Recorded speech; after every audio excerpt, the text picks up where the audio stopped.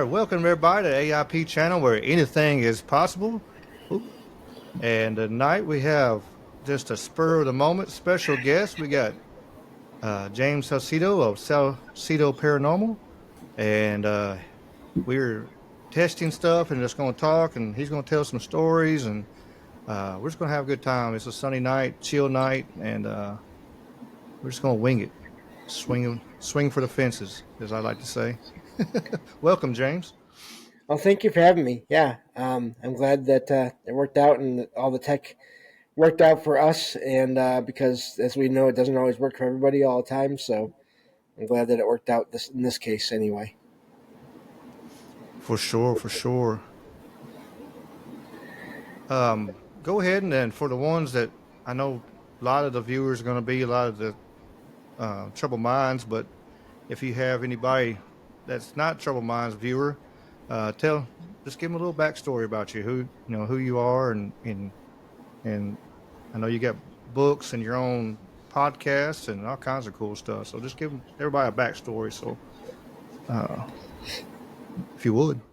Yeah, no problem. Yeah, so my name is James Salsido.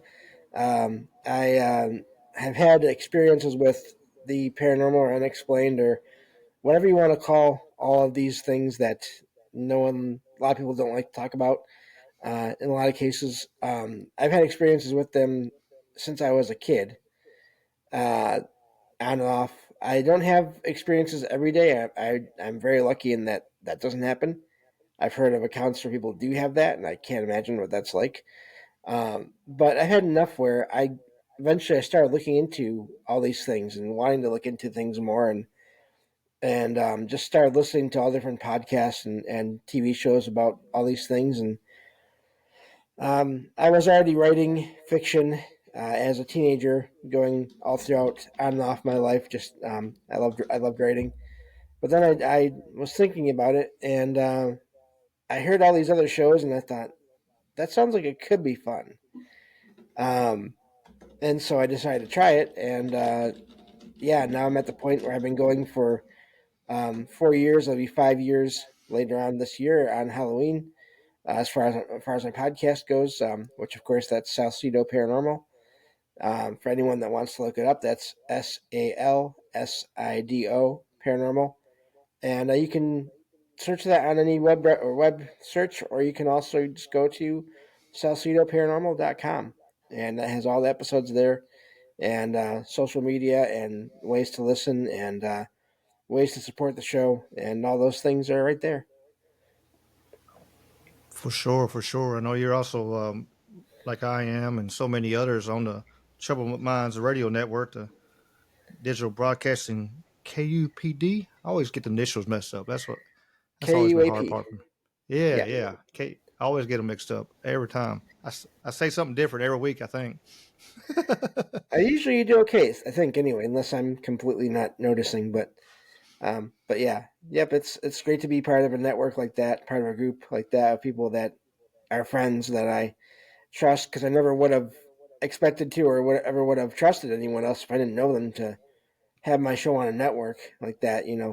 But um, yeah, so I'm very grateful to be with everyone here on the network, and that's how we met, of course, through listening to Trouble Minds Radio itself and talking on there, and then just talking and elsewhere, and having you on my show as well a little while back.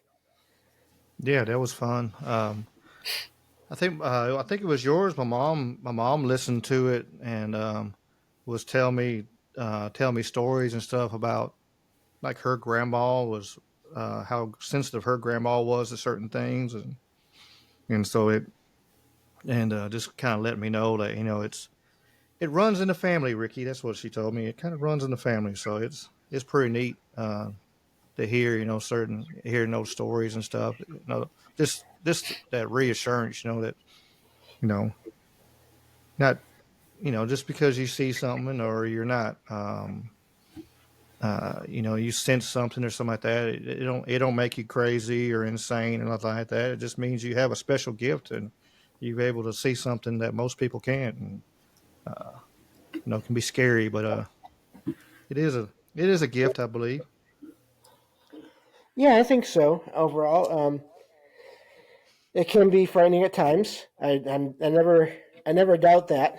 I've had a few times over the years where I have been frightened, but in general, for the most part, it has been amazing. Just mostly amazing, and I think a big part of that is just trusting your feelings. How sort of the energy or the feelings that you get from whatever you're experiencing, and but not letting your fear of whatever's going on color that, affect that, because I do think that that fear can be that can come from just misunderstanding or not knowing at all, which is understandable, but I think it can sort of cloud our judgment at times, when it comes to all these things, and make things seem a lot maybe more frightening or more scary or more menacing than they really might be at times. For sure, for sure. I mean, we of course you can get it on our own mind of not all times when you thinking something's there is it's not a paranormal thing. Of course, it's uh, but a lot of times there are.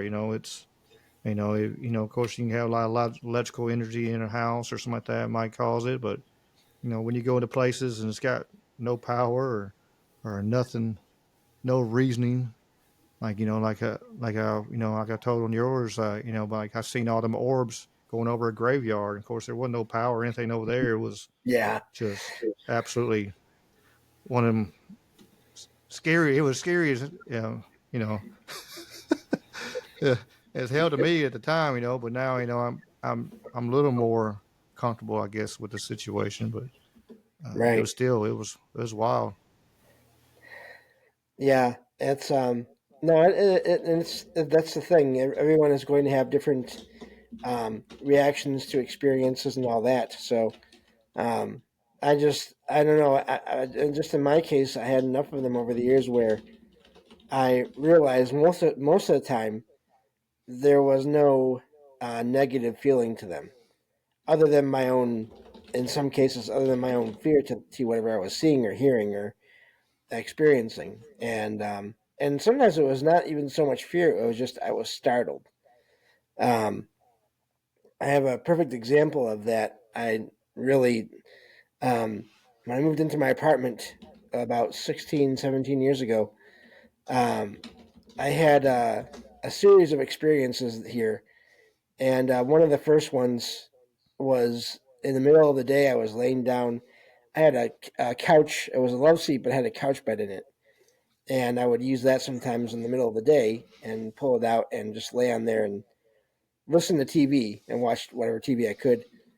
And I had gone out and done errands, and I'd come back home and I locked the door and everything and got out the bed and laid down, fell asleep, and I woke up at some point because I felt someone sit down on the bed next to me. Now I live alone, and so I felt someone sit down next to me and lean against the side of my leg. And I sort of mumbled something like, "Who's there?" And I heard this teenage girl, maybe young teens at the oldest, laugh and say, "How can there be anyone here when you've double locked the door?" Which of course I had, and that startled me. I wasn't really afraid, but I was definitely startled. And I sat up and looked around, and of course, as I sat up and opened my eyes, the pressure lifted, and there was no one there when I looked around. And I didn't hear any footsteps running away either. And my apartment is so small, I can basically be hearing whatever's going on anywhere in the apartment. So, um, but that was really amazing. I mean, at the time it was startling, but really I wasn't frightened. So, but again, that's after years of having other experiences where I kind of was frightened. So I think sometimes it can just take time and experiences to get to that point. Oh, for sure. It's like everything you do. The more things happen, the more situations you get comfortable with it. The more you do, the more you've done your podcast, the better you got doing your podcast, or and then of course the paranormal stuff. It's the more things happen, the more, um, and that's on one side you kind of see it. They're not. most times they're not trying to hurt you and like that. So you just kind of sit back and try to figure out why they here and what they're doing. Uh, I had it, which it freaked me out for a second. I went a couple, was it last weekend or weekend before last? I don't know. Everything's a blur. But I went. I had like a little bonfire at my. I just bought some land. I'm working on trying to move out there and all that kind of stuff. So I've been doing like clearing, and I bought. I had a bunch of brush and stuff. So I had some friends over for a bonfire, and man, it got about midnight, and all of a sudden the wind did pick up, but all of a sudden you heard this weird sound come through the woods, and then you could, and then at first it would have freaked you out, kind of deal, and then I was like, oh, that's wind chimes, and that's what somebody else said too. That's some wind chimes, and it, but um, stuff like that can make you freak out. All of a sudden, like I said, all of a sudden you hear weird sounds, and especially at a place you're not used to being, and but in being at home and hearing stuff and feeling stuff, I've seen that. I felt that too. I've had stuff mess with me at home, and it's been a lot. Not here. Well, I have had people think stuff mess with me here, but like with the bed. I had a I had a ghost actually hit my bed before and trying to get my attention. And then it was wild. It was I turned around, and I remember one day it was he tried to communicate with me twice, and one day he come in and I was like awake, and then the whole room got cold, and I could feel that like the energy, and I remember I was in my 20s, and I just threw my blanket over my head. I won't lie, and just like, look, I don't want to deal with this. No. And then like a day or two later in my dreams, it come back to me and was talking to me, and then I asked it the wrong question. I asked it what did it do wrong to keep it here in this limbo space, and it got mad at me and yelled and poofed, and I didn't see it again. But I Mm. never did find out why it was trying to communicate with me, but um, because I made it mad.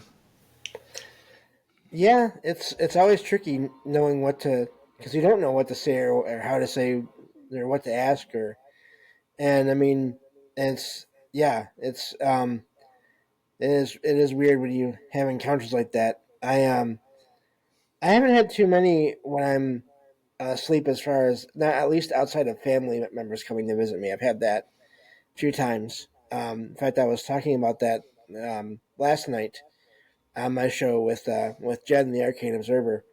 Um, and so, but yeah, that's it's having something make contact with your bed, or something that's right by you. It is startling. But yeah, I don't know. I think the whole communication aspect is always tricky, because you have whatever it is that's there, whatever they're going through, and then your reaction to it, and then yeah, things sometimes work out where you can communicate, other times not so much. For sure, for sure, for sure.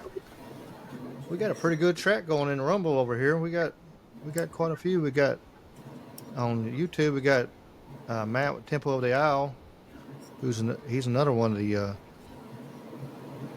know shows on the Trouble Minds Radio Network. I can't even talk tonight. Why you used Words are to? hard. Yeah, words are hard sometimes. And we got John, we got Eric, and we got Sweets and Herschel, and all on the Rumble chat. So, man, we appreciate y'all popping in here last minute, kind of spurred a moment, and thank you, Sweets. Sweets just shared your website. Let's pin that on the. Sweets is amazing, and hello to all the chats, and thank you all for being here as well. But yeah, Sweets is amazing. She does that on in the Trouble Minds chat as well. Sometimes I'll see it in there, so definitely appreciate that. Oh yeah, for sure. So I'm gonna open up my drink here. I have a can of sparkling flavored carbonated water here, so you're gonna hear a pop Oh, you're like good. that. Yeah. But You're good. I normally have a couple cans here, or you'll hear on mine, and you'll hear one pop open every once in a while. Yeah, I I try not to when I'm doing my show, um, but it's a little bit different when you're not on your own audio and you're not the one with all the controls and everything. So I want to let everyone Yeah, know what's happening there. But John said, "Pop it, James." I did, I did. I got that. That if Sparkling Ice wants to sponsor me at any point, or Ricky at any point, let us know. I got that Yeah, Sparkling Ice with caffeine because I'm trying to get off of pop in general, and this helps sometimes. Not all the time, but sometimes.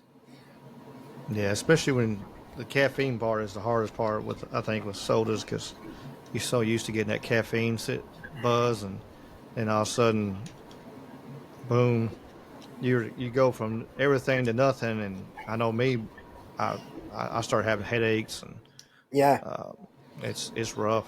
I do that. I do it when I had to compete or something like that. I'm cutting weight, and like last week, I'm cutting weight out, which I'll drop several pounds because I cut Dr Pepper out, and but yeah, my head is just trying to.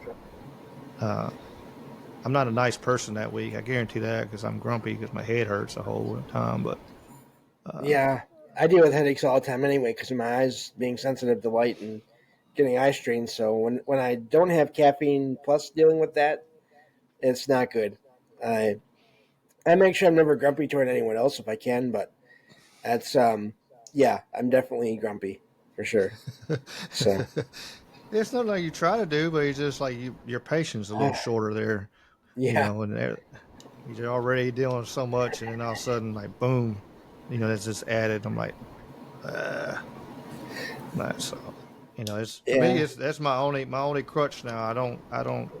I've never done drugs, and I haven't drank yep. alcohol in over a decade. So um, I don't even know what it is now. It's got to be close, getting closer to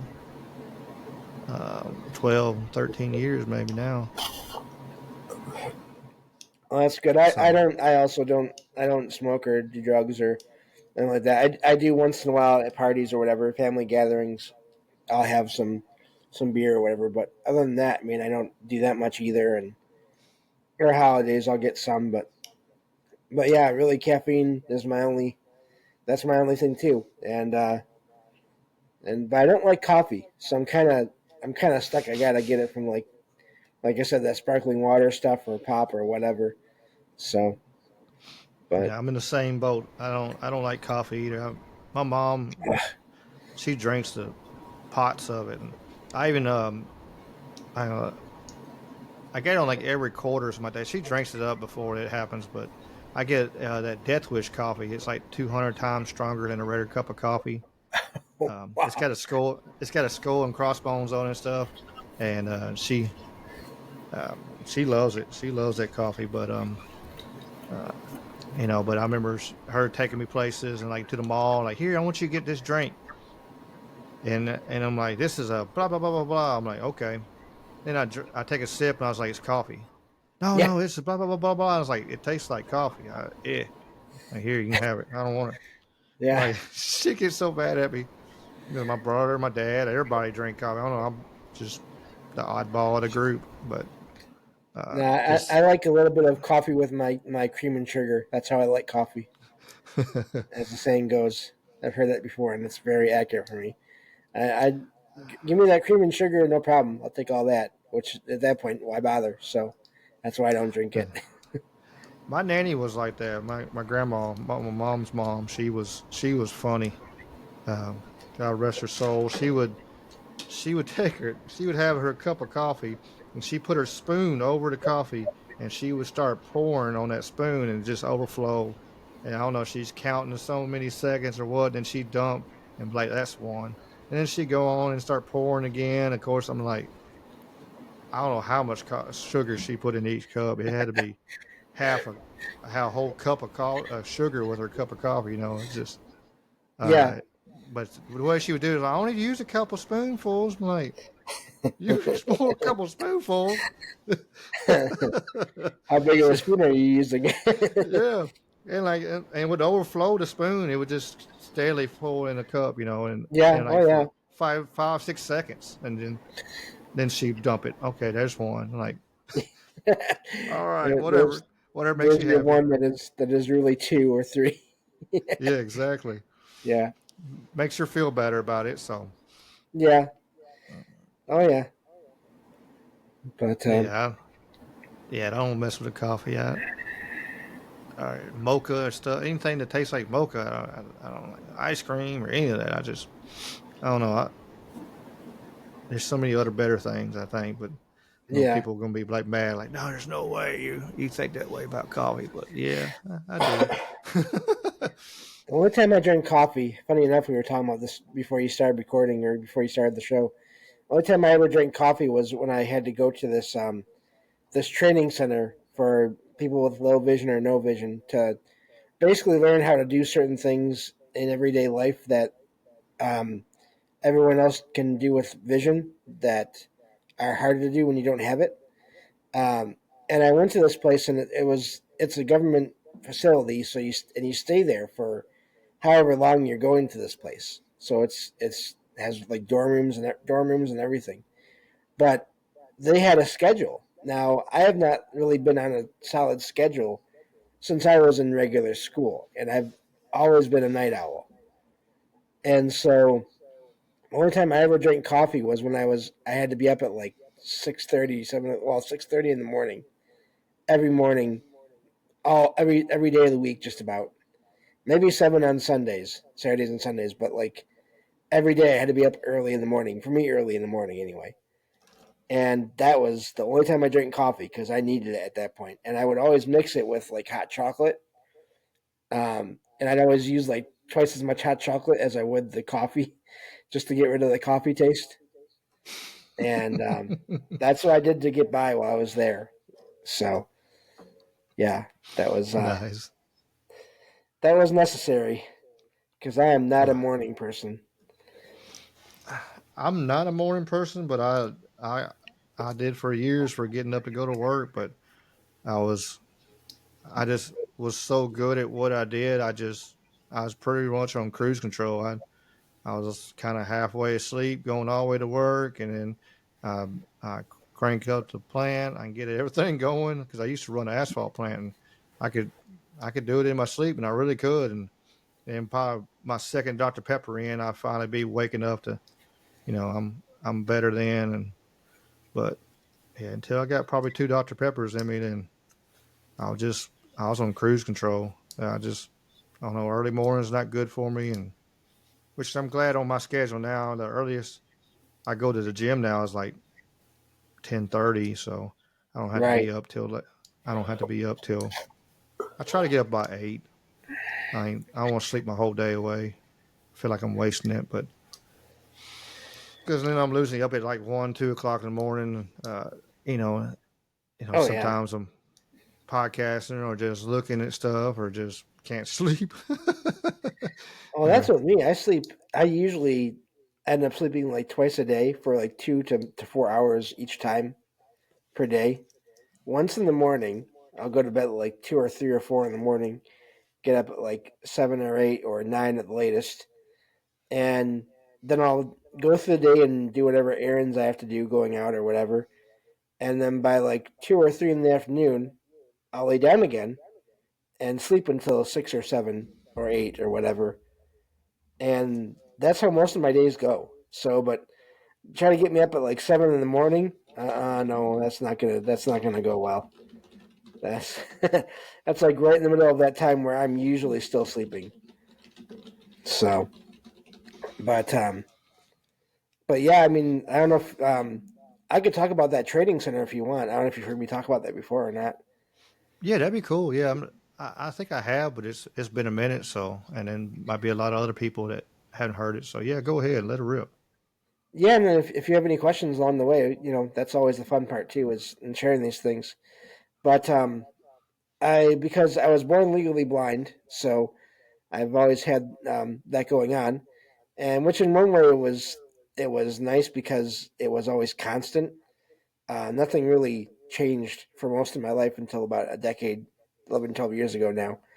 Um, but so I went to this place to learn how to basically live on my own, to do certain things, manage money, manage just try to learn how to clean.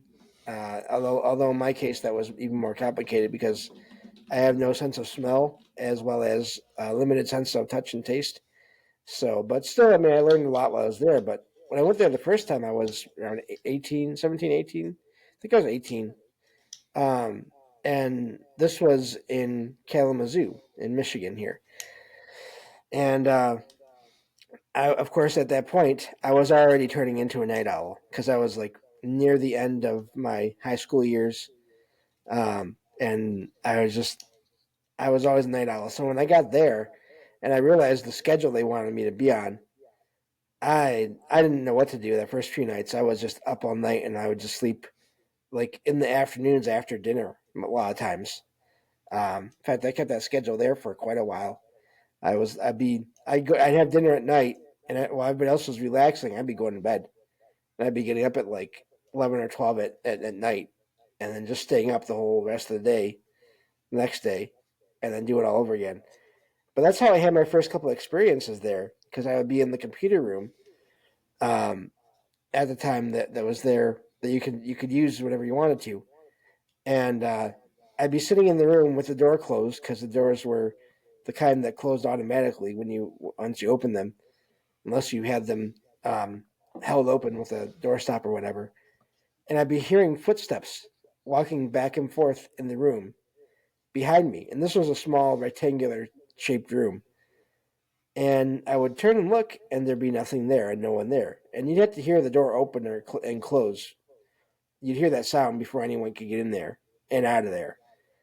And I even noticed the footsteps were happening in the middle of the room, and there were chairs that were in that same space as the footsteps, which was really amazing. At this point, I'd already had some experiences at my grandma's house and my cousin's house and everything, so I wasn't quite frightened of that. I was just really amazed that that was happening.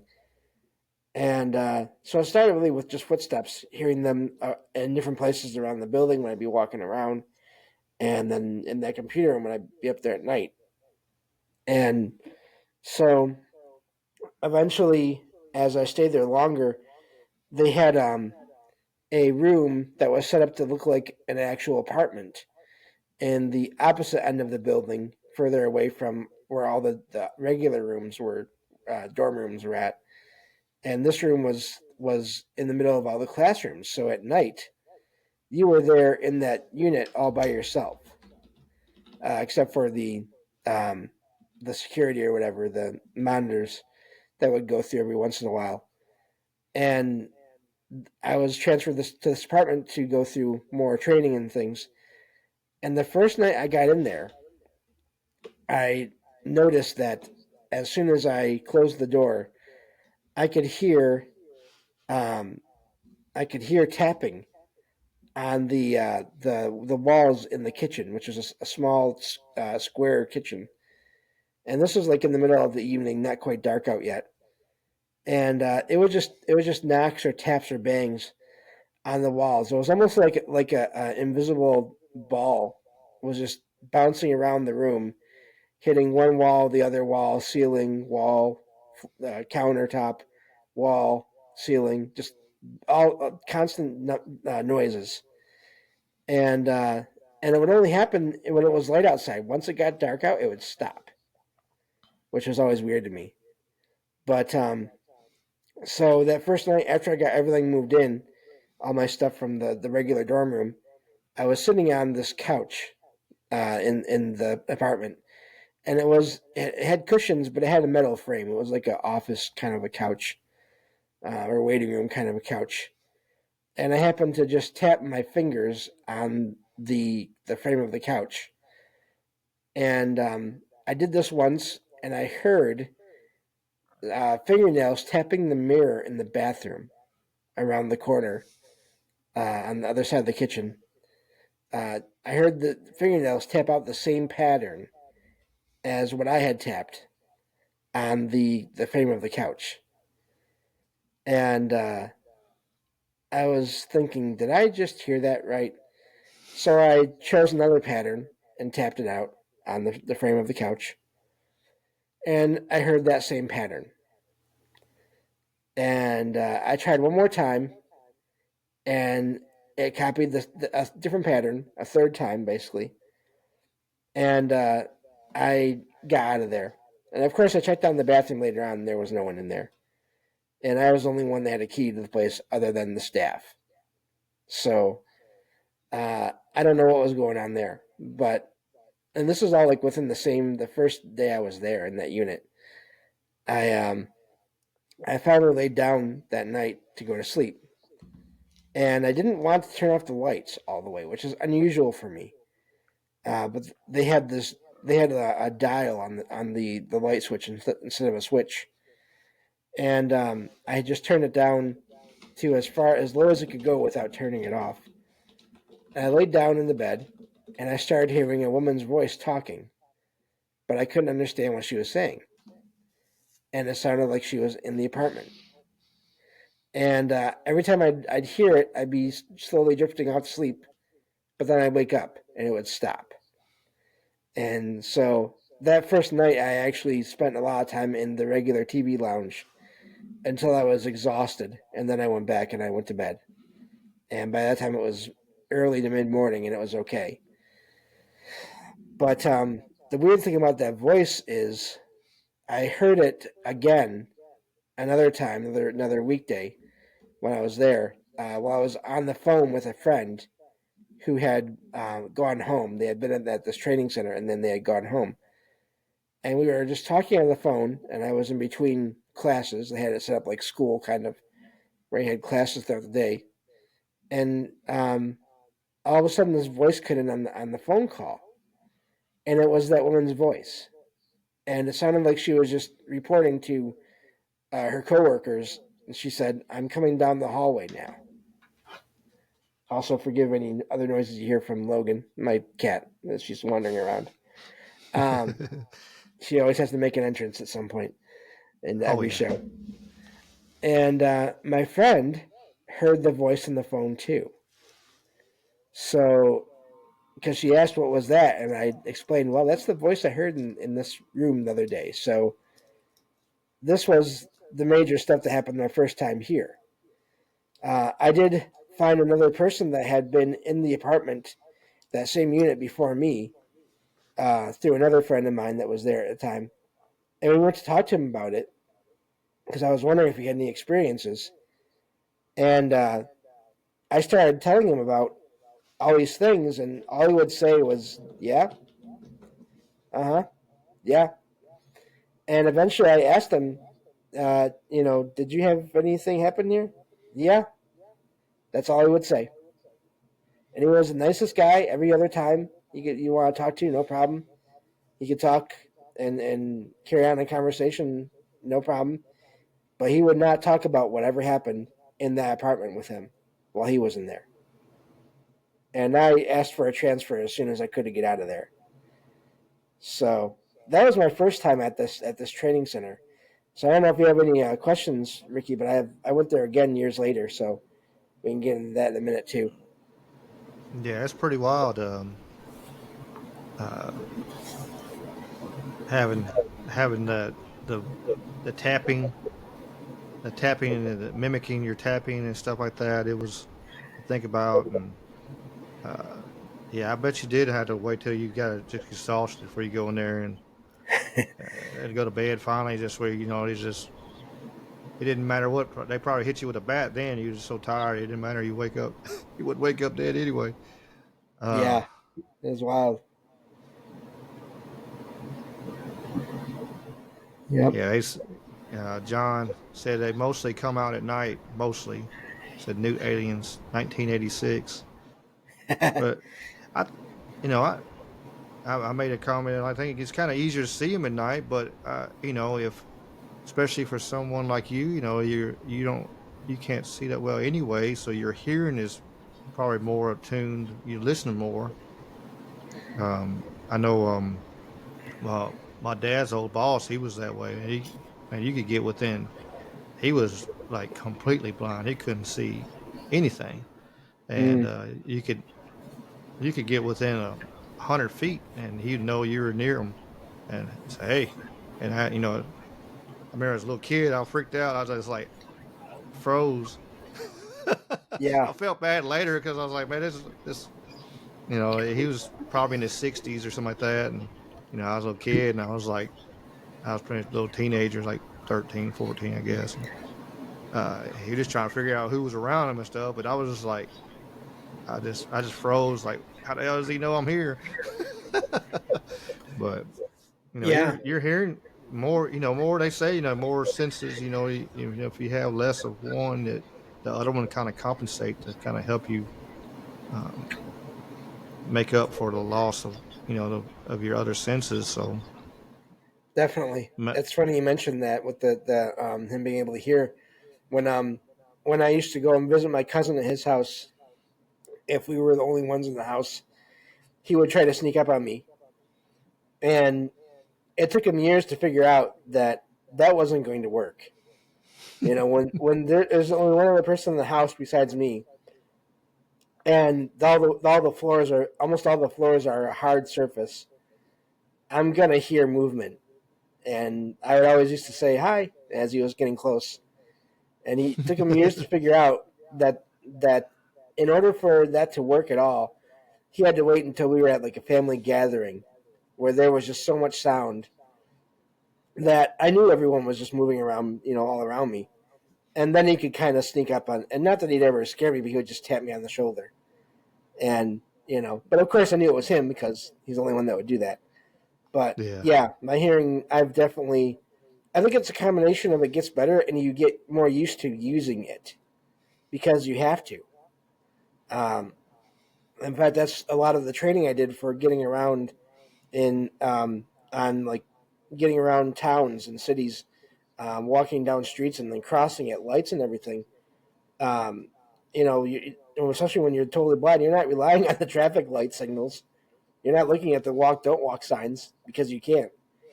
And Yeah. they have ways of teaching you how to go when you hear the traffic next to you going in the same direction Okay. that you want to go. That And makes sense. yeah, and it's terrifying to some people because they think, well, how can you do that without seeing what people? Some people can't see. It doesn't matter what the signs are all around them; they're not going to notice them unless they're Right. audio. Some places do have, the speakers that will say when it's safe to go or not. They'll say go or stop or whatever. Um, but not those are not everywhere by any means. And so, Mm-mm. yeah, definitely, hearing is. I've gotten used to using my hearing, and it's gotten to a point now where I um, I always have some kind of music or podcast or TV show playing when I go to bed because otherwise I hear every little shift of the sheets and the blanket and the bed and the pillows beneath me when I'm laying down, and it can be very hard to go to sleep when you're hearing all that stuff right beneath you. I can see that. I can't imagine. I can't. I can't imagine really. We kind of like Daredevil. When he gets. I remember watching on the like the Netflix series. Even he got his bell rung and he was hearing everything. Like when he first got his. You know he could start hearing everything. And it's just an overload of voices Oh yeah, and so I mean, of course, it ain't on the Daredevil level, but that it's still I, it's kind of like there's truth in everything. Everything comic books, and there's truth. Kind of like that movie Unbreakable, and he says everything's kind of been boosted up to you know for sales, but in the core of it, there's a lot of people that um, have special gifts or even can do like that. They have one element, so the others are heightened, so they can adjust. And or as like you said, over years, it's not just gifted heightens, just you're more aware and use them more. The more you use them, the more the better they're going to be. Like with anything, really, I guess if you use you train your mind, you can train your hearing, you can. But yeah, I can imagine you have to have once you get to that point, be you'd hear the mice running through the walls if you happen to have mice or anything if you didn't have some kind of sound going on. Oh yeah, it really the way that they portray. I didn't see the Netflix series, but I did see the original Daredevil movie years ago. Was it Ben Affleck? Yeah, Ben I think it was. Affleck. And some of the ways that that they showed things happening with him, and his level of what he could hear, it's not far off, from what people, myself and other people I've heard before, what they experience, what we experience. So um, there are some places, some things like some kinds of music, some sounds where it literally hurts so much that in the moment all I want to do is get the noise to stop. I don't care how I stop it; it has to stop, or I have to get out of there. And it's so yeah, it is a thing.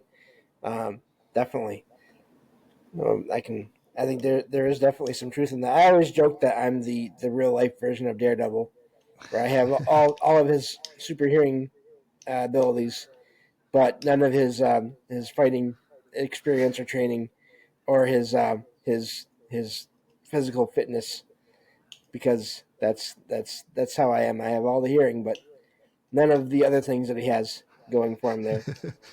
You just had to start training, James. You just had to get ready. I would be such a Well, terrible student. I get just you.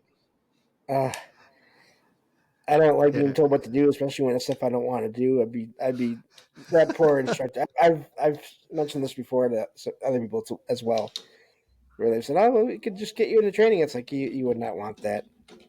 I'd be telling you off constantly. Like, I don't want to do that. What do you make me do that for? It'd be terrible. So, but yeah, it is wild. uh, I was gonna shout out Dave's Waffle House. He YouTube channel. Um, he has an awesome YouTube channel. Everybody comes together and talks. And he just popped up in our chat. He is all the way on the over in the UK. Listen to us. So he's staying Wow. up late. So I appreciate you, Dave. I know you're Yes. back lurking again now. So but thank you for letting us know you're here and thanks for lurking. We're just kind of last minute. Trouble Minds had a little troubles tonight, so they're going to have a show tomorrow night. And James and myself, we're working on some stuff on my software, and for he can use it too. And we figured why not? Let's give her hell and swing for the fences. So here we are. Yeah. Yeah. No, I'm really glad that this worked out, and thank you for having me as well. Oh So, yeah, oh yeah. Yeah, you had to check out. But back when we were talking about, you had to check out the Daredevil. It's on Discovery. I mean Disney Plus now, but uh, yeah, it's Daredevil was really good. It's slow. I liked it because in the movie you got just an hour and a half or whatever to just cram everything in there, and they yeah. try to cram backstory, and then you everything is just that's I kind of like the series because of that, because you got time you can build.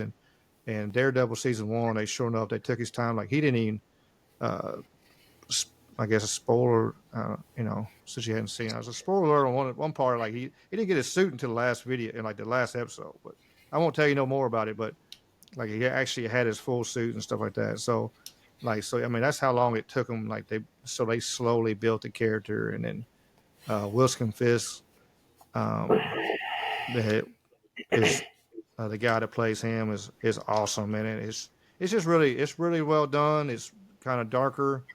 Um, and yeah, just I know one episode he like yeah he got hit really hard. I forgot what happened, And yeah, he the next day he couldn't even function. He was just sitting against the wall, and he couldn't even hear himself, and stuff was ringing, and he was just Oh yeah. it was just it was terrible. And finally, I don't know, like a half a day later, he finally like everything come back down and stuff. It was I just man, I couldn't imagine not being Yep. able to. Um, People take for granted, how blessing they have. I know me personally. I know I'm lucky and blessed. Like I get to do. I get to that. For a lot of people in here know like a lot of. I teach martial arts. I teach jiu-jitsu and MMA. I got MMA fighters on that cool stuff, and I'm Yeah. That's lucky that amazing. I'm physically able to do it. Um, and keep up with these young kids is what I'd like to say. But uh, being 45 and still trying to swing with these young 20-year-olds is fun sometimes, but uh, it's hard sometimes too. But I'm lucky. I'm truly lucky, and that's one of the reasons I keep doing it is because I'm like people ask me like, why do you keep doing it? Like even before I started like full like really really coaching and stuff, it's like because I can, like, and there's a Yeah. lot of people who can't, who'd love to be Yep. able to. They would be their greatest thing they could do, Yeah. uh, and but for whatever reason they can't, and I'm like, well, if they can't, and I know I can. There's no reason for me to stop until I can't, and hopefully, knock on wood, that'll never happen. I'm gonna keep on keeping on for forever. So Yeah. Definitely. No, that is amazing. That's I've always admired anyone that can do martial arts and do it well and everything. So yeah, definitely. That's a great thing that you're doing for people, and hope you can keep on doing that. So yeah. I hope so. I had a gentleman. He's ex-marine, I think. He come in and uh, he gonna get some of the younger guys, and he kind of frustrated. Like, man, I don't know what to do. I was like, that's all right. I was like, we'll work on it. Um, and I showed him some stuff because, like, I'm. I don't know if y'all can, the ones who are watching the video, whatever, or if you're listening, I ain't the biggest guy in the whole wide world, but I use a lot of leverage, and I'm able to use leverage against people, and I can sweep and throw and subdue a lot bigger people because of it, and that's what I was trying to show them and show stuff like that, and it's pretty neat to see. It's cool to see somebody's face and go, and their eyes like it just kind of click, like, and they're like, "Wow, that's uh, um, kind of." And in a way, it's like, "Wow, that stuff it actually works." I'm like, "Yeah, that stuff Yeah. works. What I'm showing you is real." If you're having Yep. troubles, it's okay because I mean, it's just your first time, and like you're in your first week, and we got guys been training for years, um, and then some guys are just young athletes, are just uh, and when you're in your 40s and 50s and you're just trying to go against a young scrappy athlete, it's and you don't know anything. When you know stuff, it's a lot easier. But Right. but when you don't know anything and they got 30 years on you, youth, it's a long day, I imagine. But I'm lucky. I got a good group of. I got young guys, of course. Their early 20s and teenagers and all that, and kids, and I got then I got some my 40s and 50-year-old and right around there. So I got a balance, and then I got my little 3-year-old. I got to tell that story. That little kid his parents bought him some gloves, and he had to sleep with his gloves on. He was so excited, so he couldn't Mm. go to bed without his gloves on the next night. And then like a couple of days later, he got him a ninja outfit, and he wore it. He Ah, had the face mask, everything. He was in there, and it was the cutest thing you ever seen. This little 3-year-old running around, and uh, but he's a character. And like I got a bunch of them. I get some kids they want to help more, and like I can do it, and then some are just kind of lost, but it's cool. It's a bunch of fun though to be able to be a part of it all and do it. yeah, I can imagine it is easier to learn certain things when you're a kid. That's something I noticed. I was told that back about 11, 12 years ago, when I realized that my sight was changing. I was getting the eye strain and the light sensitivity, and I decided I kind of needed to learn how to read Braille, which is, of course, a language system that is made up of raised bumps or dots on paper, but it's like a cardboard paper almost. And Hmm. I'd heard of it back when I was a kid, of course, but I never needed it. But when I was going through that training at that center, the second time I went there, actually, um, they were explaining that you can learn this now. It's no problem. It's just that it's something that is easier to learn when you're a kid. When you're learning that as you're learning about just language in general, growing up as a kid. But it took me a good, I don't know, year or two to really get to where I could read Braille easily, and maybe even longer than that. I mean, I could read the 26 letters of the alphabet, no problem.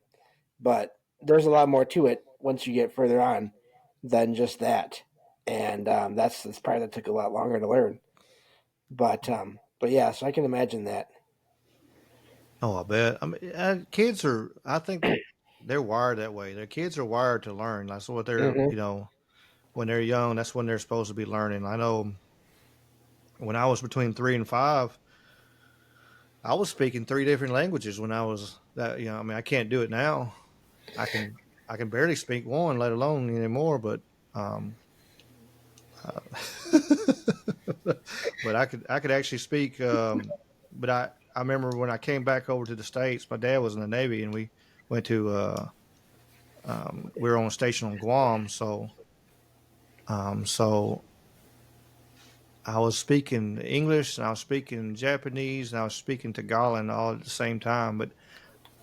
But the way I would do it is I would blend it together, so I'll be swapping Hmm. it through as I taught. And when I came back to the states and they started at school, of course, teachers didn't know, have no idea what the hell I was talking about. Um, you know, and they didn't know Japanese, and they sure didn't know Tagalog. You know, that was the native tongue, you know, for over there, and uh, so they put me in. I had to be in speech class just because I was gifted with three languages and trying to speak them all at the same time. But yeah, with them, Yeah. of course, after time, I forgot them. I can count to 10 in Japanese, and I'm working on my Spanish, but that's about it. I need to get back on my Spanish again. Well, what's funny about Spanish, I didn't. I mean, I guess it makes sense. It made sense after I found out. But my grandma had some friends that she made in the church that she used to go to. She's passed now for some years, but she had friends that she made at this church, and they all spoke Spanish, but it was different versions of it because my grandma was from the U.S. and from Mexico, basically. But she had friends that were from like Panama, I think, and like other countries in that part of the world, and south of Mexico even. And they all had slightly different versions of Spanish that they would speak, and they'd have to sort of um, switch back and forth between words once they figured out what words to use, and even use English here and there too. And so that's how they'd be eventually they all got used to using words from each other's languages, and that's how they would talk sometimes when they had to, is going back and forth like that. So that really is amazing to me because it was like three or four different people from three or four different parts of Spanish speaking parts of the world.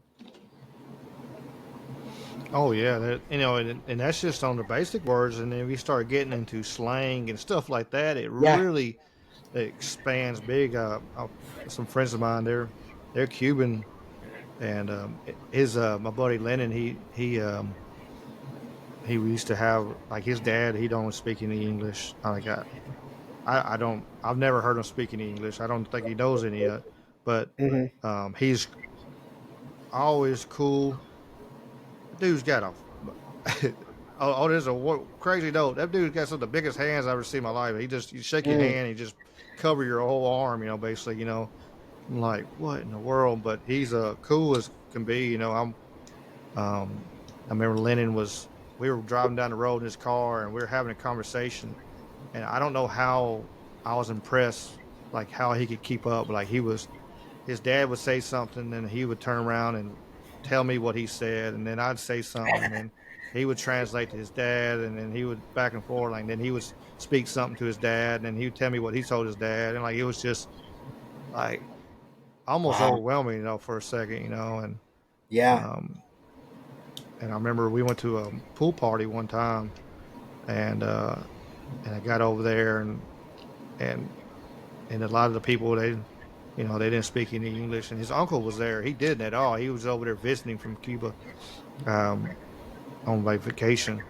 And but I remember we, because of what I do, jujitsu and wrestling and stuff. And the guy, his uncle, he saw me and Lennon and everybody, and a couple of others were wrestling around in the pool and trying to throw each other in the pool and dunk each other and stuff. And I remember he come over there and he kind of looked at me and like, all right, you me, and he took his hands up, and I'm like, okay, you want to wrestle with me too? And like, man, that sucker had some uh blue collar mechanic straight. He was strong as all get out. But I finally got him. I finally got him over. But but it was just a good time, and it was cool to be able to Yeah. be around people and just have that kind of. Even though we don't speak the same language, we were able to all get along and have fun. There is something about people that do work with their hands a lot, I think. Um, I know my dad, he has been a guitar player now for over 50 years, and he's also done a lot of painting. Um, he does painting buildings basically for a living. He has the strongest hands that I think I've ever felt. Like, and it's not that he does anything with them. It's just when he puts his hand like just on your shoulder or whatever, there's weight to that hand that does I not just. make sense in a way because it's just he's not a huge guy otherwise, Mhm. but it's I think it's just because when you do that when you're constantly using your hands to do physical things for most of your life like that. I don't know. I think it can either that or he was just born with that ability. I don't know, but either way, it always amazes me when he just does that. And it's like wow, you can feel that there is strength there. Oh yeah, it's that I tell people, when we're doing like jujitsu and stuff like that, like you can lift weights, and I've been against people that lifted weights all the time, or and they'd be big, and then they'd be a lot bigger than me, and then they grab hold of me, and they kind of look at me crazy, and like, wait a minute, I'm like, and it's the only reason is like the same thing, like and then I've always worked with my hands. I worked at that um, asphalt plant, working turning wrenches and picking Yeah. up steel and welding and all that too. So I had to comp both of them. But um, it's those little muscles in between. If you're just lifting one weight, if you're doing one exercise, it targets certain muscles. But when you're able to grab stuff and and the little muscles the small muscles that connect to the other muscles, and you build strength in them, that's when you actually get that true like power of uh, true power. Because I remember years ago, me and my friend, friend Lennon, we he said, "Man, Ricky, go with me, and we're gonna go pick up a china cabinet." I was like, "Okay." I said, "I don't care." So we jumped in his truck and we went down there to go pick it up. And this guy opens the door and he's been working out and he's got like a spandex leotard suit on, big old arms, arms bigger around than my legs are. And I'm like, and then Lennon got on one side and then he got on the other side, and this guy is turning red and about to blow a gasket, Oh no. and and carrying that bottom part of that china cabinet out, and and then I helped with the top part, and we got back to his house, and he was like, "All right, let's go." I was like, "Man, I don't know if I can't move this thing." I was like, "That dude was twice my size." I said, "Oh, it ain't that bad." And he reached down and grabbed hold of it, and it was heavy, but me and him moved it, and he's like, "You have a different strength." Yeah. How he has, he just wants building for size and power, for the looks Right. and and you actually have strength that usable strength. And I was like, I guess so. It surprised me. That was one of the first times I've seen that where just seen somebody so much bigger than me.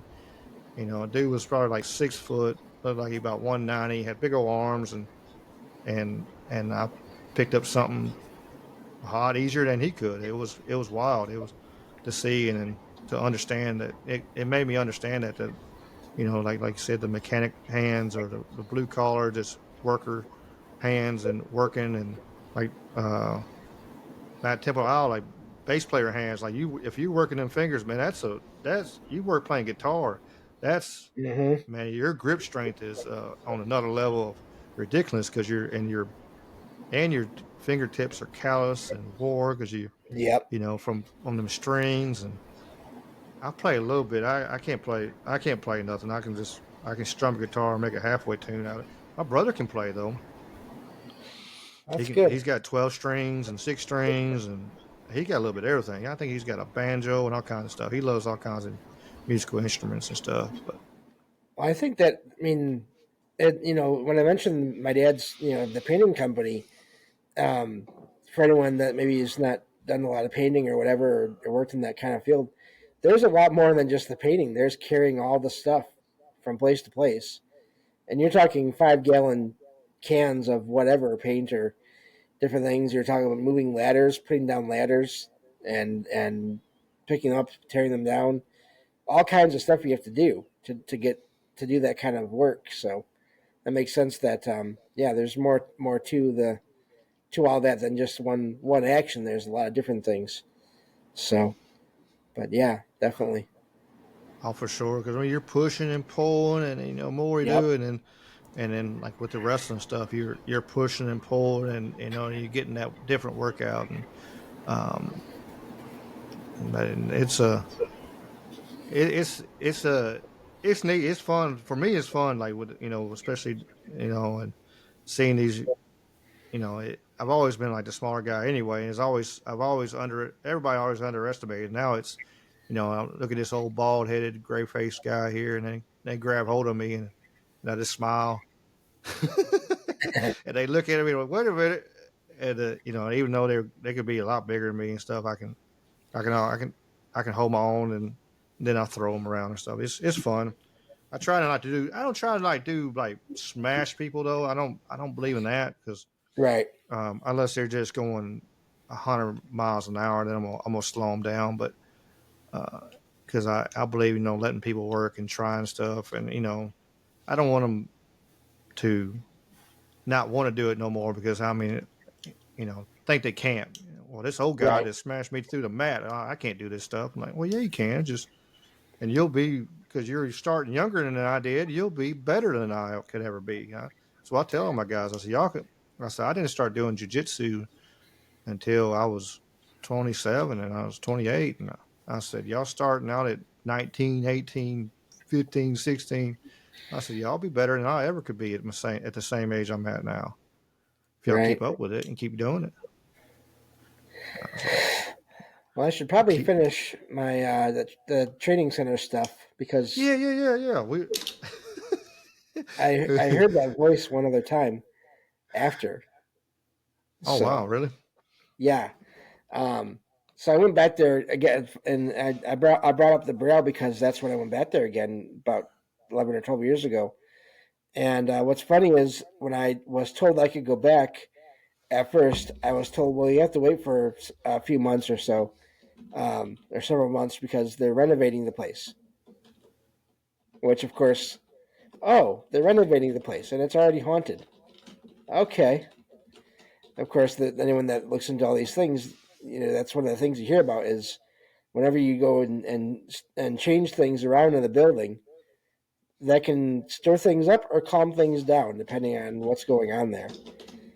But so I went back there, and first night I got back there, it's funny because when I walked in there, it was night already, and people were sitting in the TV room, the main TV room, which is like a conference room, TV room, and they were watching one of the ghost hunting shows on TV and listening to it.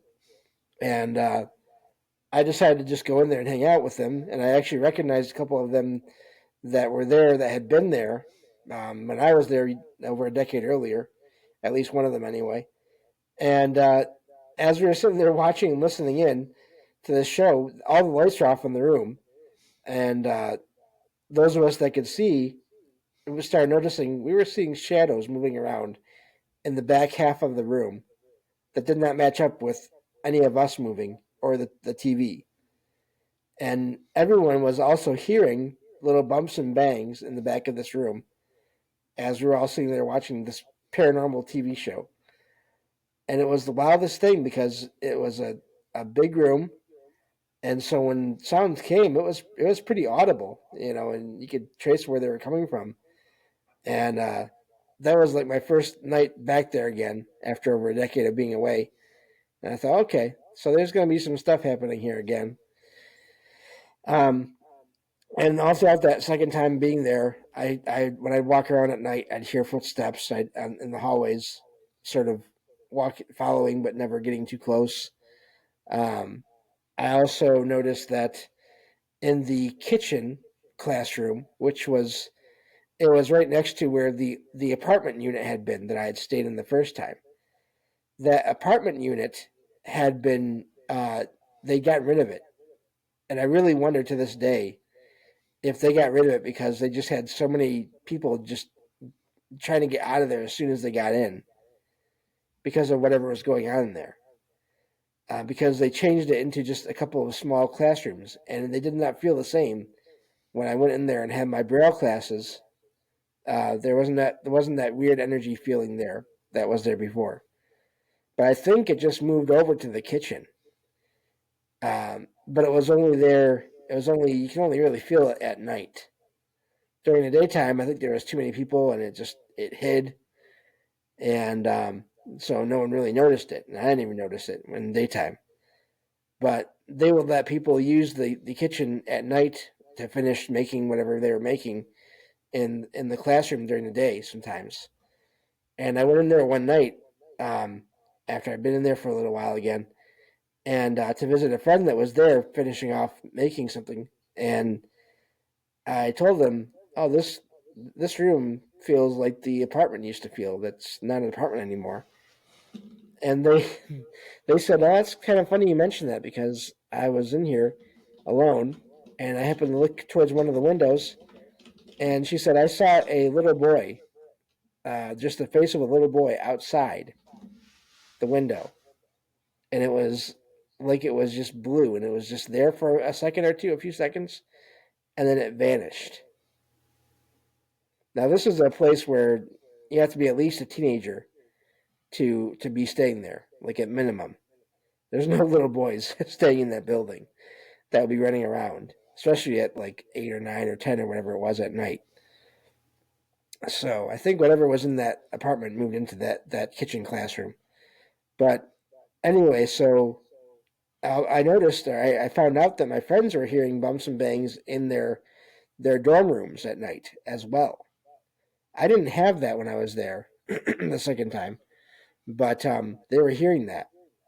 On one of the last nights I was there, this was like the last night, or the second to last night, we were all sitting in that front TV room again, and everyone went to bed, and I was still up, of course, on my laptop, working on that and listening to music on low, and I started hearing this sound of tapping on the windows in the back of the room that looked out into the courtyard of this complex. It was like a square kind of design, square shaped building, and there was there was windows and everything, and but it was in the middle of winter there, and so there was snow in piles up against the building. So anyone that wanted to tap on the windows would have had to either have a stick or something or a long arm, or just tramp through a bunch of snow and possibly get walk through the bushes that were there to get to the window to tap on the window.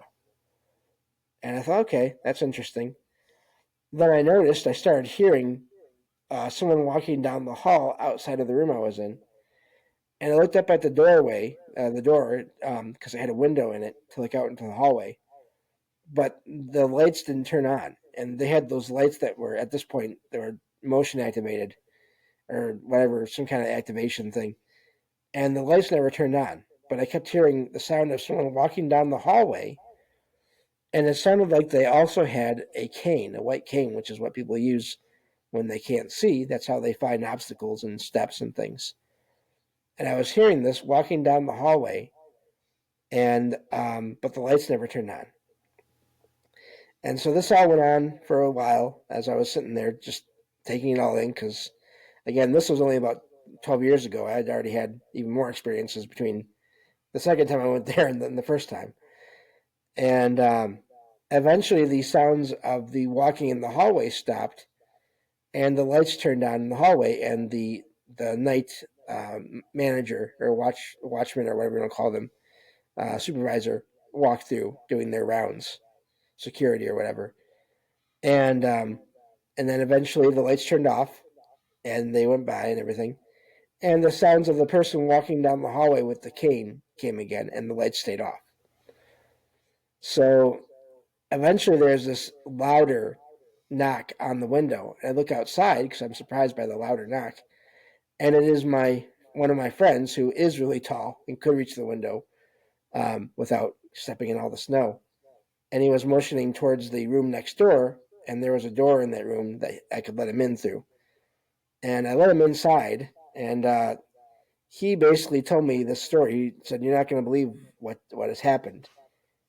And this is all just stuff that happened to him. So he went back to his room that night, and as soon as he laid down, he started hearing the bumps and bangs again. And so he decided, well, I'm going to try to record this on my phone. And he started the audio recorder on his phone and asked if there was anyone there, and then was quiet for a while, and then stopped the recording. And he caught something on there, and it surprised him so much that he wanted to come and see me, but he had to go outside and have a cigarette first because he was so startled by this. And he came back in and met this other friend of ours and tried to play the recording for that other friend, and the phone would not play the recording for the other friend, and he had no idea why it wouldn't work. So he went back outside again and had a second smoke, and that's when eventually he came in and knocked on the window for me to let him in. So he got his phone out after he told me all this and pressed play on it, and it worked. And it was a woman's voice, and I recognized it as that same woman that I'd heard twice in the same building over a decade earlier. And she said very clearly, looking for the one named James. And it was clear as day, and it was that same voice. And I was just floored because I've heard so many of us have listened to all the shows, watched all the shows, and heard, evidence caught on investigations. And it's one thing to hear that on a TV show where you have no idea how much is being faked or exaggerated or manipulated or whatever. This was on another guy's phone that did not have a television studio behind him to produce the sound on the recording. It was legally blind like me, so there's no way he's going to be manipulating his phone that much either, his cell phone. And it said my name, my first name, and I could not believe it. And after he played that for me, his phone for days it was messed up. So I guess it wasn't the last day. This was like the last couple of days I was there, but for the next day or so it was messed up, and it would not work right, and it didn't work right until he deleted that message or that recording, I should say, off of his phone. And then once he got rid of that recording, it worked fine. And I have no idea what was going on there, but it seems like whoever was there had been there for over a decade while I was not there. And I came back, and they told my friend that they were looking for me. So that's Wow. basically everything that happened over there. There's other little things here and there that I saw and heard, but that's the biggest stuff of that happened there, that training center. That's a huge one right there. For um, I wouldn't know what to think. All of a sudden, like, hey, what happened to James? Where you at? Yeah, You made an impression on the spirits. That's pretty apparently. wild. Yeah, I um I really wish that my friend and I had better knowledge of technology and could have figured out a way to safely get that file and store it on my laptop or something. But at the same time, the way it was messing up his phone, I don't think that would have worked anyway. It would have just killed my laptop, which wouldn't have been good. Yeah, Um, but I really wish we could have gotten it. I could have saved it because it was clear as day. yeah, I've been awesome to hear to listen to. That's Yeah, this means you're special, James. You have special gifts. apparently I do, and that's the amazing thing is that's just one place that I've been to that I've had many experiences at. So I don't know. I've had people suggest that one of my one of my senses that was heightened for whatever reason, or because of my vision being low, was my ability to sense um, other energies, other entities, beings, and other levels of reality. Because I've had so many experiences too when I'm asleep, with out of body experiences and parallel universe experiences, and just all kinds of weird stuff. So I think that could be possible. You know, given my situation, I really wonder how many other people who have any kind of a sort of a physical disability, as they're called, are also sensitive because of that. That's a good question. One of them things I wonder. You know, you could way to find out, or like if there's any done by ever done a study of that. I wonder. Putting correlating the two of them together. Um, that's a I don't see why. I mean, it absolutely makes sense. Um, it makes sense. Like we said before, you get heightened senses, and that might be just one of their senses that are more heightened with is with the be able to sensing or seeing um, the paranormal, and because I truly truly believe the ghost, like I've heard you say before a bunch of times, like the ghost shows, their shows, they're fun, but they're for TV, so they do a little extra and the extra. Um, but you can't take away from there's actual true sightings and people seen, from what real people seen. Um, there's there's so much in this world that I don't know we're ever meant to actually truly know um, how it all completely works. It's amazing. All the different things, and we've on Troubled Minds we talked about like the parallel uh, versus multiverses, or like sleep. Like I know I said something Friday night. I think I was talking about I had you know I I fell asleep. I was dreaming I was in a different, and it was the same people were around me, and but but I remember that I knew, but it was like in just a different. Everything else was different. All the buildings, all the houses, everything was different, but the people were the same. I knew, and I remember I was like, well, I just need to lay down and take a nap. And as soon as I laid my eyes and closed my eyes in that dream state, I woke up here, and it was Yeah, one of the most powerful things I don't know. Just recently has happened to me. Just thinking, what in the world? Uh, it was what was that? I mean, that's maybe that was just.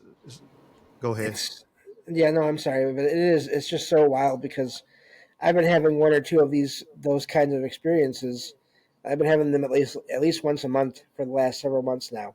Sometimes twice a month, where If Mm. it literally does feel like I'm awake and I'm in some other version of the universe that I know, and I'm with people that I know, but they are slightly different, and there's even other people with them that look like they're related, but they don't exist here. You know, my favorite one example of that is one of my times that I had this experience where I woke up in the living room of the house that used to belong to my mom and my he was my stepdad. He's not. They're not married anymore. They divorced years ago. But I was there, and now at this point in this universe, the only person that lives in that house is my former stepdad, my half sister's father. But in this other place, I was there visiting the family, and my mom was living there, and I woke up in the couch in this living room of this house that I knew very well, and I heard footsteps coming down the stairs because apparently I guess I must have made a noise when I appeared or when reality shifted or something. I don't even know what really why they were coming down the stairs. There must have been some kind of sound that I made, and my mom came down, and a little boy also came down the stairs. Now my mom and her ex husband, they never had a boy; they had one girl, but this boy Hmm. looked like he was their son. And my mom seemed to recognize that I was not exactly her son, and I could tell she was not the mom that I knew here. She was slightly different in her personality, but she recognized it and was actually saying, "Don't worry, it's okay, everything's fine." And the thing I got out of that was, okay, I've appeared here before or something because she was not afraid of this stranger that somehow appeared in her living room in the house. And but she recognized it was me, but not maybe not her version of me. And then Yeah. everything started to fade, and I fell back asleep, and I was out of there. And it's just so wild because that recognition was just that was the wildest part about that was she recognized that I was not supposed to be there. That's wild. I know I've had like when grandparents and stuff who's passed, and I go, in that deep lucid dream.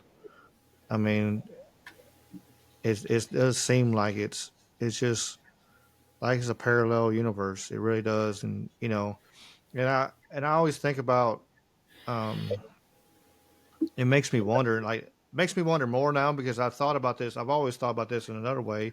Is like as you go through life, you got spots in your life, and as I've got older, it's completely made me think about like you're going through, and all of a sudden you're like, this is going to be start a new chapter in my life. Like Mm-hmm. this is if I go this way, it's going to completely change the path. If I go this way, it's totally change.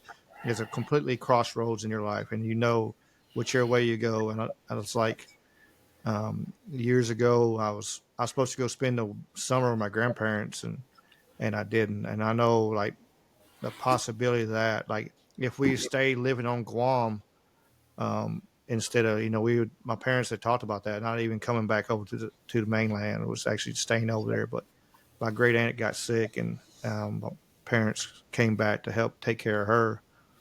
And so I'm, I might still be. It's just, um, and I think about that is like okay, I've had that situation happen. Okay, but what if in another parallel realm or world my parents stayed over there, and then I got to see, there's a me living in that world there that got to stay over there, um, and which that'd be pretty cool. Just get to spend the rest of my life on a island in the middle of the Pacific Ocean, tropical island. But like stuff like that. If I gone here, if I done that, if hadn't gone to this different job, and um, just I wonder now that we seeing, and now with this part of these lucid dreams, like I know we're both having similar style. and a lot of other people are is, are we able to tap in to see maybe some of those other possibilities, what we could have, woulda, coulda, if something different happened, it's, if, like my grandparents are still alive, if they hadn't passed away, I could, what would have happened? It was just truly, I don't know. I might think about stuff too much in the middle of the night, um, when I can't sleep, but that's what I've been kind of processing in my brain was, we the possibilities of truly this, multiverse, parallel universes that we can actually see, kind of like with the Avengers movie, when they plucked the Mind Stone out of the timeline, and the timeline went a different direction, maybe, and then so one went one direction, the other one went the other direction, and maybe the possibilities of that, where you can actually see what actually is going on, and was just in a dream world, what could have would have happened, and how you could control it. It's my curiosity. How could you control that to where you could actually see what you want to see? Like, okay, if I want to be able to see this path here, or um, would you really have to truly meditate or take psychedelics or something like that? I wonder. Just curiosity, that's what I like to say. Curiosity. I know it killed the cat, but I do have a lot of curiosity.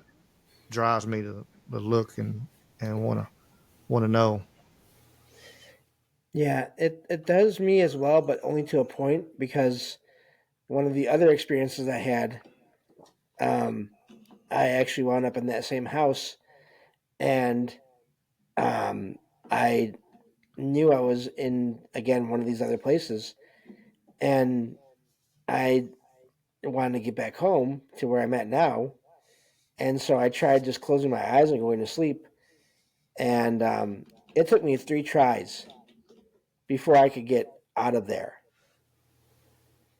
and so that's why I don't want to ever really try to have more of these experiences because then of course I worry or I wonder, could one get stuck there? Is that how in some cases when people just vanish from inside their homes or whatever and they are just never found anywhere, did they somehow transfer themselves or get transferred to some other alternate universe? Because I literally was, I felt like I was stuck there for a few seconds as I tried to go to sleep. And I'm, it could have been a great universe, but it's still not what I'm used to. It's still not the one I'm used to living, being in here. And who knows how different it would have been there.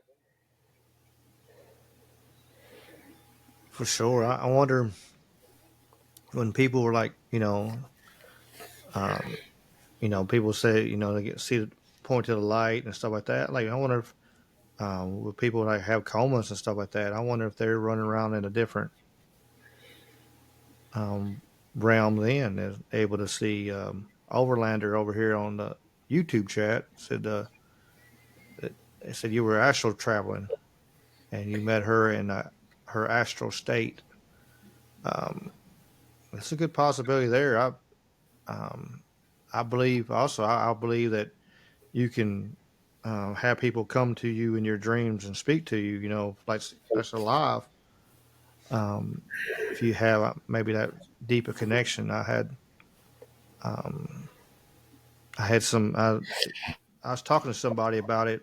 Actually, I won't even say where because I don't want to put that out there on them. Um, but was telling me stories and stuff, and uh, in dreams in that realm. And I told him, I was like, I had it happen to me. I had an ex come to me. Um, we were together for several years, and she come to me in my dreams and was just upset, and about I'm apologizing to me, telling me that how much they did, and I was like, look, you got what you wanted, it wasn't on me. and I remember that, and I remember I actually when I woke up later, I actually texted her. The only thing I had still had like access to, I think, was she hadn't we hadn't blocked each other on one something. I think it was maybe on Twitter or something, but and I was like, look, stop stop messing with me in my dreams. Stop, Yeah. this ain't this ain't right. And it Yeah. never happened again. Like it, I didn't have that same never come to me again, and made me. And I told him, I said, you might have to do that. That same situation, you might have to actually speak up, and maybe subconsciously is just their subconscious wants to speak to that person so bad that they are their astral traveling and talking and to you, and they don't even realize it. You have to actually let them know, like, hey, stop. I know I had to do that, and it ended it right away. It completely the whole I didn't um, to this day she really hadn't that situation has not happened since. It was happening pretty regular there for a second. It was just like just boohoo. I remember um, and I just like I told her I said you got what you wanted. And I was like leave me alone. And then I Yeah. texted her that next day and I said look that last time I was like look leave me alone. I Yep. was like I gotta be able to sleep. I gotta be able to go to work and that's I can't That's be. the thing. And, people asked me before, well, you have these amazing experiences while you're asleep. Don't you want to work on that and get those abilities even better and have those all the time? And I'm thinking, I've said no, I don't. I need sleep, and these things they don't really. When they happen, I don't wake up energized. They, they wear me out, and so no, I don't want to encourage that to be happening more and more and more. I have a hard enough time sleeping as it is without before I even get to sleep and have any of these experiences. So, and I understand the curiosity and people have and wanting to hear more about that from people, and nothing against anyone, but I just my answer is always no, nope, I'm good. Yeah, you know, it's a lot of that stuff. Uh, and I'm curious on stuff, but it is like but I don't want to be put in that situation, like like psychedelics and stuff like that. You hear, Yeah, I don't want. I'm scared of all that. I'll straight up. I ain't scared of many things, but um, I joke around. I'm like, man, I ain't scared to fight anybody. It's alive, but I right. don't mess with spirits and stuff like that. I don't mess with them. And like the curiosity's there. Like I want to know about it, the stuff, and the that kind of thing. But actually trying to poke the bear, so to speak. Yeah, Like the psychedelics. I don't want to. That no, ain't that I ain't that know. ain't me. Same here. Yeah, I already have enough experiences. I don't need to be taking things that will add more experiences to everything. I'm good there. But yeah, the some of what you were talking about there makes me wonder. I've had a couple of experiences where I've had dreams of being with family, different sides of my family at places, and it was like we were on a vacation or at like a family reunion. And I wonder if if I was actually there with them, um, in the astral realm somehow. All of us were really there, but they were just two experiences I had out of all these years. I wonder if they even um, would remember them after the fact, or I'm just curious now. Do they even remember those dreams, or do they just remember them as think of them as dreams or whatever? But they were so vivid that they felt like more than dreams to me. And I've had so many other. I can usually feel the difference between like a regular dream and any kind of like out of body or the parallel universe stuff or any of those things, astral travel. Those things all feel different than regular dreams to me. They always do. I don't see anything clear, like my vision has never been different in all these experiences, but there's just a feeling overall of it being more realistic, these experiences, than just regular dreams. Yeah, I've thought about like of course I sent that one text that time, but like other than that, I've curiosity. Again, it's just like I want to ask people like, hey, what did you dream last night? Kind of deal. Hey, Exactly. were you were we together last night? Hanging out at such and such or something. Just ask him. But he's like, and then he kind of in the same way, like, man, I don't want to be think I'm totally damn nuts. They already think I'm crazy, but they don't want me. They don't want them to think I'm batshit or something. Uh, but I do have that curiosity sometimes. But I do have them super lucid, super like you talking about. It's like, man, I wonder if they're actually there at the same time too. And the possibility is they probably are. And they're just and they might realize there is a dream, or they might think it's like we're talking about now. And again, in the same boat, it's like, who do you talk to about that kind of thing? Like, hey, Yeah. we have a great group that we can talk about this stuff, but a lot of times, but who do, but yeah, really, who do you talk to? Like, oh, by the way, did you know, were you, were we at the, were we at this mall in your dreams last night, and really freak somebody out? And they were at that mall at the same time, or whatever it was, it's Right. wild. The possibility there. It's pretty neat to think about.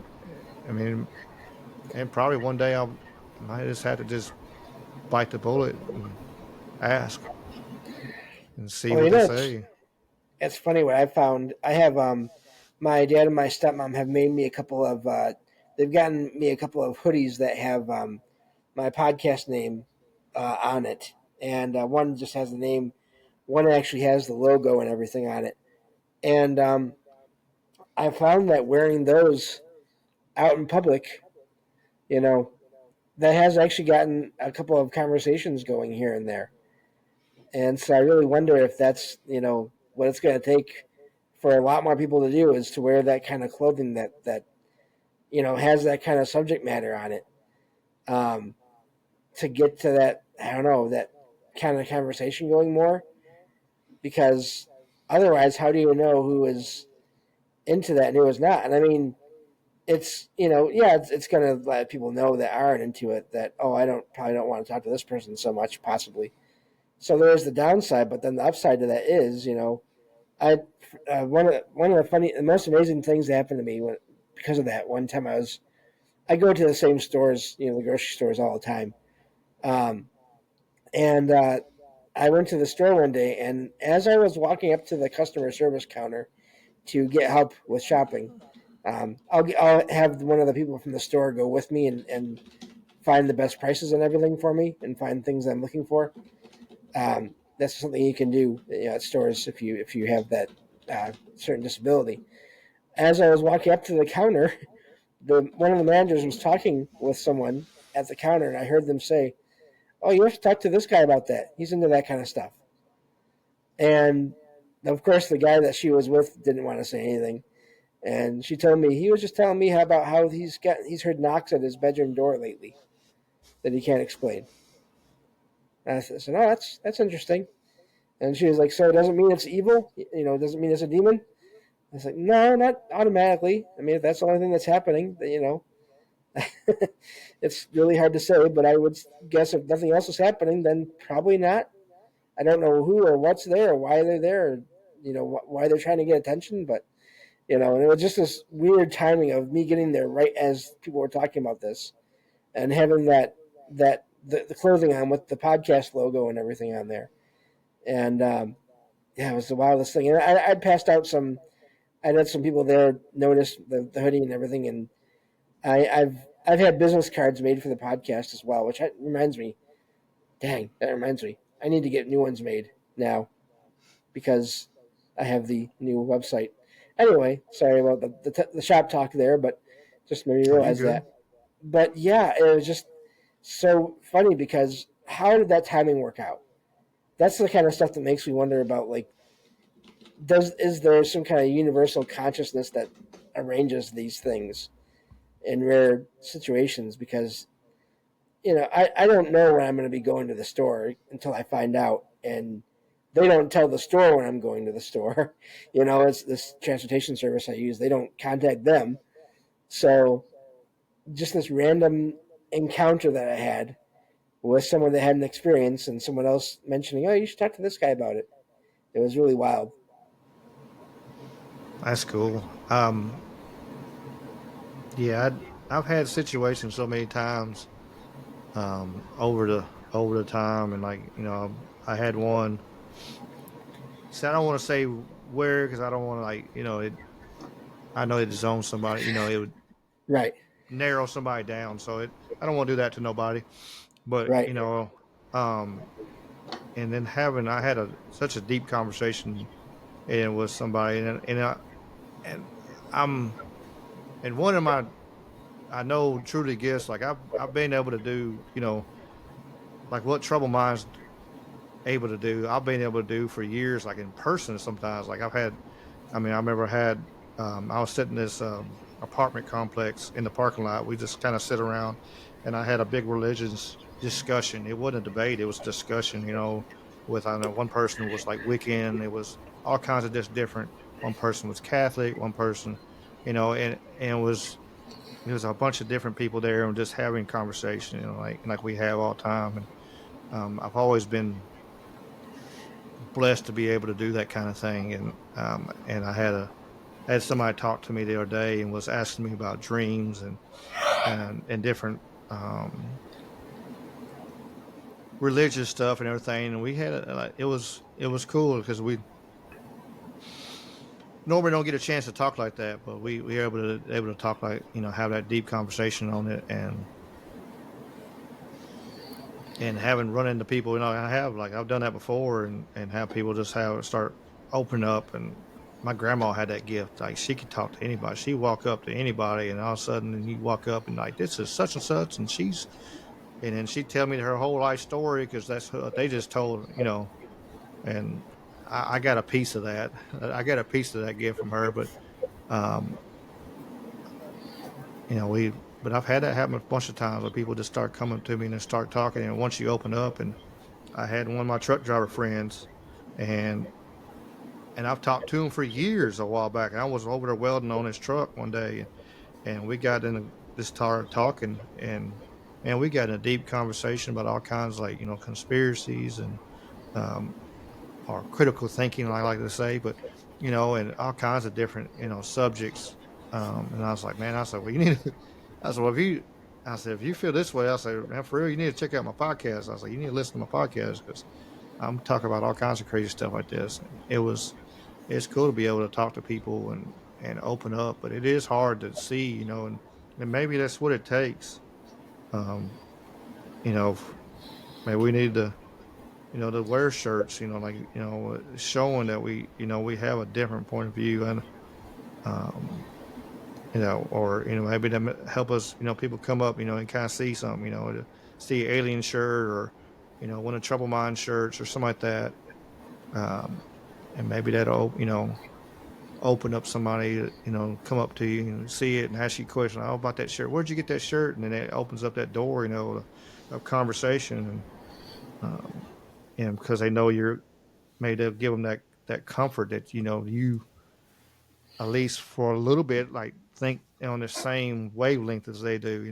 They're not alone because a lot of people do. They think they're alone on all this stuff. yeah, And they don't have the family and the group like we have.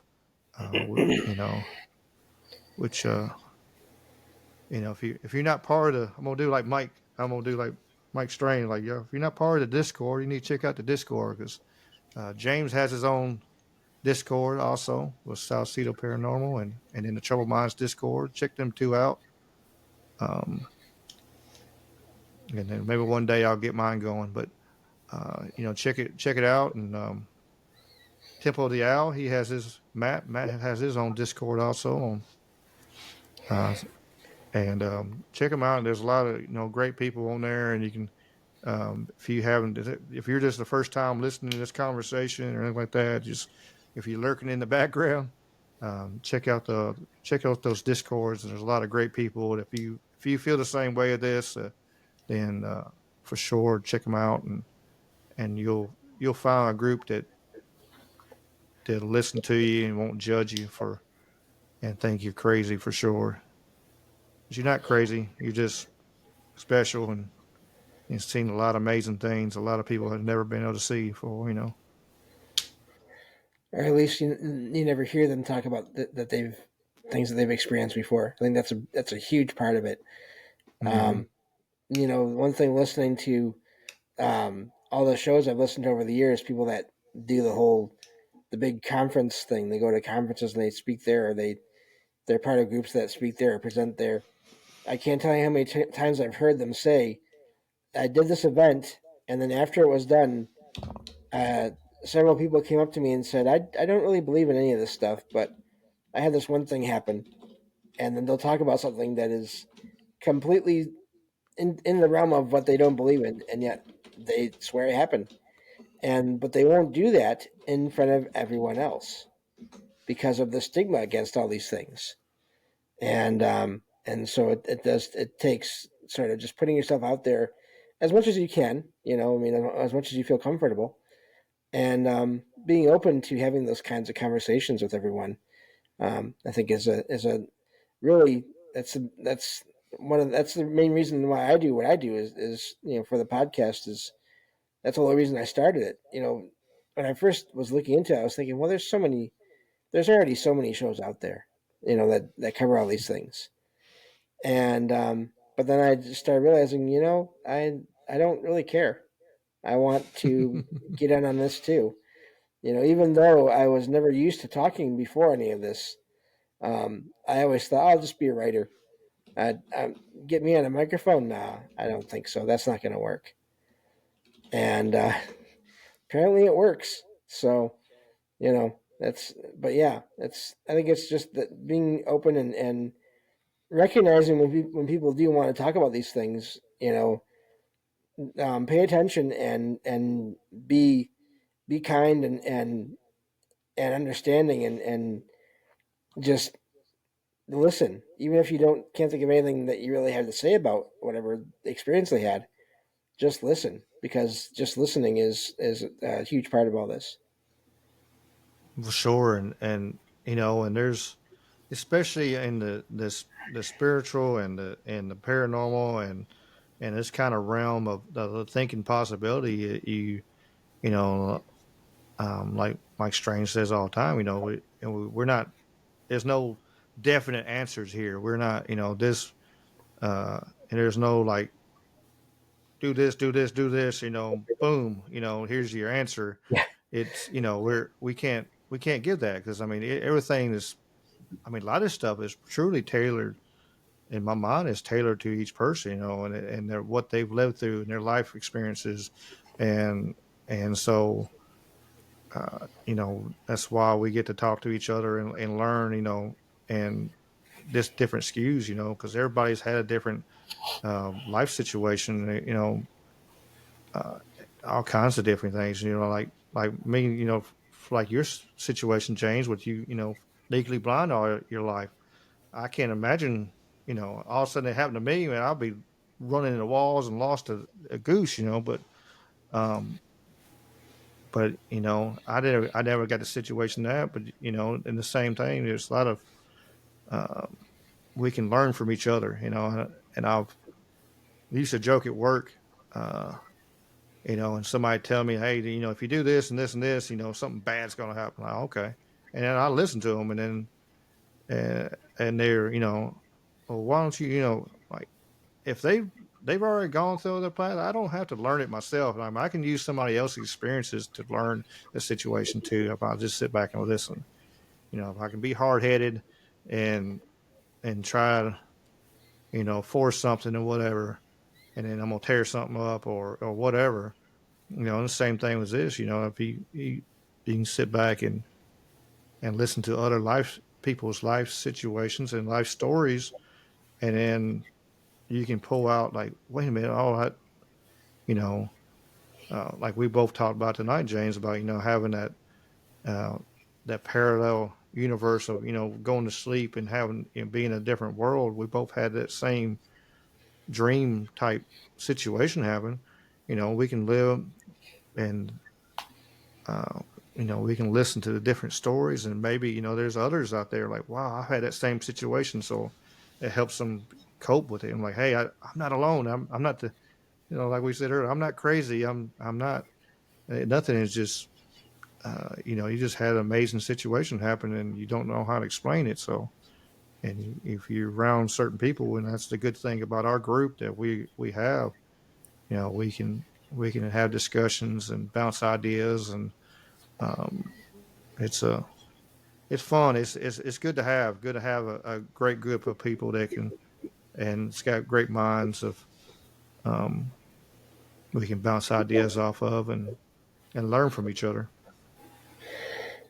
Yeah, and that's really a big part of it is just learning what you can while you can, and being okay with admitting you don't know what's going on. I always feel like there's been so much put out there about that ghosts and aliens or cryptids are all different, separate things, and they're all sort of they're exactly this way and that way, and that's it. But the more you look into so many people's experiences, there's so many overlaps in between what they're experiencing, and I think in so many cases we may be using the same word to describe different things, or the opposite. And so I, it's really funny because I I I, I would never call myself or say to anyone that I know what's going on here, and which is why I don't call myself an expert. I allow other friends to do so um, in certain cases, but I would never want to say that I am, and I never try to tell anyone what they should do either when they have these experiences, thinking that they'll be able to just have them stop if I tell them to do this or that. No, I have no idea because I've heard cases where people have done the same things and had different results. So how am I supposed to go and tell someone what to do and expect it to be the same every time? No, that's not what I do. I think all we can do is share the information that we are able to find and say this is what we have found so far, and these are the patterns and these are the differences, and keep doing that. And yeah, we may we I don't know if we ever will for sure or not, but we may never get all the answers, but at least we can be get closer together and get more and more people looking at all these things in the meantime. For sure, for sure. Um, I absolutely agree. It's um, on a different. What just popped in my head, which I joke on my lives on Wednesday and stuff. It's just we. If a lie's part of me, it's just going to be like ADD and all over the place, no matter what. Well, no matter how hard I try to keep it in a box, but it's. I was thinking too. It's just like it always amazed me.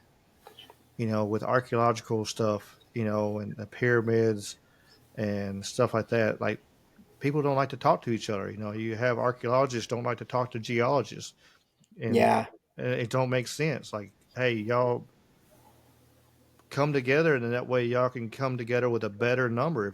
If you work together, you could find more. But they don't want to share facts. They don't want to share information. And you see that over and over again. Um, and that's how you learn possibilities. Even uh, I don't understand people or situations where you don't want to have you know different ideas and different looks into it. Even with was it doggone it, I'm brain farting as hell. that's okay. I'm just thinking, even when it comes to governments getting involved, where they have a narrative of how they think everything happened, and how their country came to be, and how their famous landmarks, their famous buildings came to be, and they want to have things be a certain way because it makes them seem better, or makes it seem in their minds like it validates why they're there. And I think I've heard of that in different cases around the world over the years. I don't want to say which ones offhand because I don't know for sure, but um, I mean, look at all the shows there are out there about Egypt, all the different podcasts and shows about everything that's been found there, and all the discrepancies, depending on who you listen to, as far as the age of everything, and how it was made and how it wasn't made. All those. I mean, that's a whole huge topic that has been an argument and series of arguments. I guess that's been going on now for years and possibly decades. Oh yeah, over 100 now. Really, Right. um, for a long time they said, well, there's, especially with the Egyptologists and stuff, and I remember watching all the like the Egypt shows and kids and world history. I was in, um, all them old. What was the name of the one that had Leonard Nimoy, talking and doing the narration, uh, and then we Well, had there's In Search of. There's that one. I know he did Ancient Mysteries or something like that for the History Ancient Channel for a while Mysteries. too. Yeah, yeah, yeah. Ancient Yeah. Mystery. That was the one I remember watching as a kid and stuff. And watching all them shows, and but like, well, the they were hunter gatherers until 6,000 years ago, which that never made sense to me. Like, why all of a sudden just a freaking switch happened in these guys' head? Like, let's just start building buildings and structures. And like, how Yeah. does that? That don't make any sense. I said, well, there's something missing. There's somewhere in here missing. There's got to be something missing in my mind. And then you get, we found like Gobekli Tepe. There's well over 12,000 years old, and then even if you bring that to the minds of the Egyptologists, they're like, well, that's too far away. Like, Yeah. it's not it's not that far. It's just right up the coastline, really. If you're really looking at the uh, migration of things, it's people could have walked there in not that long a time. Right. You a couple months people could walk. You could walk there from go Tepe down to Egypt. It wouldn't be a fun walk, but Right. uh, but you could. Especially back then, and that's how they got around and stuff. And Oh yeah. uh, you know, It's it not like it is it's now, where people would have the luxuries of sitting down in an object and having it move down a road that was made for oh the object to be on, and then get out of it, and then they're there. yeah. Because they showed like even the Vikings being over here, and so many different. Um, it seemed like everything like in our generation of what we were taught in school is like 75% of it's wrong now. Like all of it's wrong because it's because they found so many new things, and like, well, of course, back, Columbus, 1492, Columbus sailed the blue and all that, and Yeah. um, and even um, and talking about he found India. Of course, that whole thought process, they didn't even call India India back then. They called it Hindustan, but Mm. um, so it like people get mad and like, well, that's why they call them Indians. Well, that's not why they call them Indians because the place wasn't even called India at that time, but that's where he was trying to go. But it's how trying to blend our modern understanding of where places are and our names and trying to smash it on the past and understand that like a lot of those names have been changed over the centuries and millennia. But I back to my point though is like, man, why can't more of these people talk to each other? You got, they had that big debate. I remember Robert Schock and Mr. West. That documentary came out. It had old Charlton Heston narrating it back when I was a kid. Talking about the Sphinx and the. I was amazed by that. I was one of the ones that like, man, that's got me asking questions and uh, seeing that, because and it made sense, and especially like when they showed Robert the Sphinx and showed him all the weathering and stuff without showing the Sphinx, and like, well, that's water weathering, he no doubt, it's like 100%, and then he blew it up and showed where it actually was, and then we kind of I remember Robert Shaw was like, do I really want to step on these toes? And then it turned into a big old debate. And of course, then the Egyptologists and the archaeologists were like, oh, there's no way, and there's no civilizations that old, and uh, it's. I was like, put yourself in a box, and you never.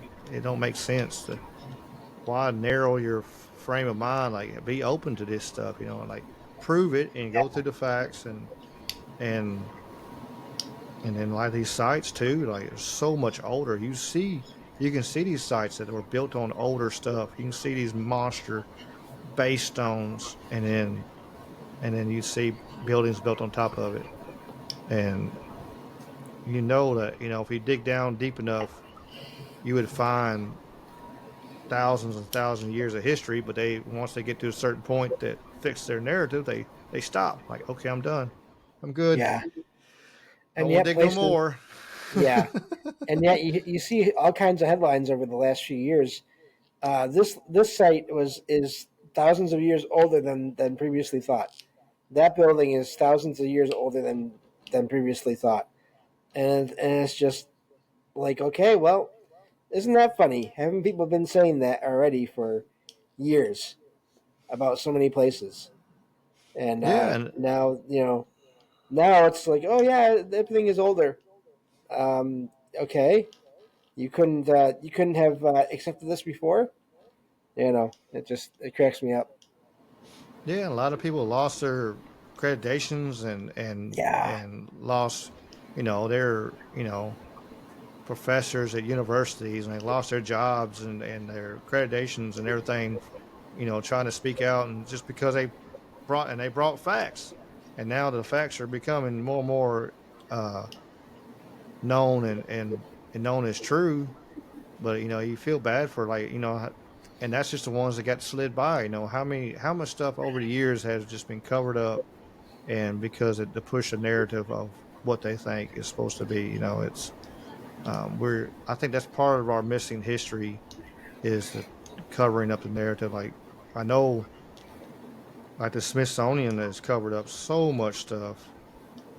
Um, I know that the like there's a boneyard there in Alaska, and the guy was just looking for gold, and started finding mammoth tusks and saber-toothed tigers and all kinds of stuff.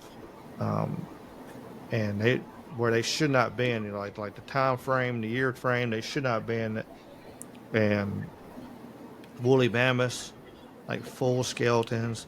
And they sent a bunch of bones to the Smithsonian to get tested and everything, and then they wouldn't let them have them back, and they didn't, and then they dumped them in the Hudson River. oh And the boy. guy, and then he actually just got a Twitter account. What is his Twitter account? But he went on Joe Rogan, and he was like, "Look, they're right here. I'll tell you where they're at." And people went in the Hudson River and found start pulling out mammoth tusk and stuff. And so, I mean, it proved that uh, it proved that the Smithsonian for sure covered that up. And, it's the thought process, that they covered up, giants and skeletons, and for years, um, and now, yeah, it's called the Boneyard, Alaska, on Twitter. He's got a Twitter account now, and it's pretty wild. He went on Joe Rogan. If you go through there and go back through some of the Joe Rogans for a while back and check it out, it's a pretty cool podcast, and him talk about it, um, and just amazing what he's finding, and that just using water.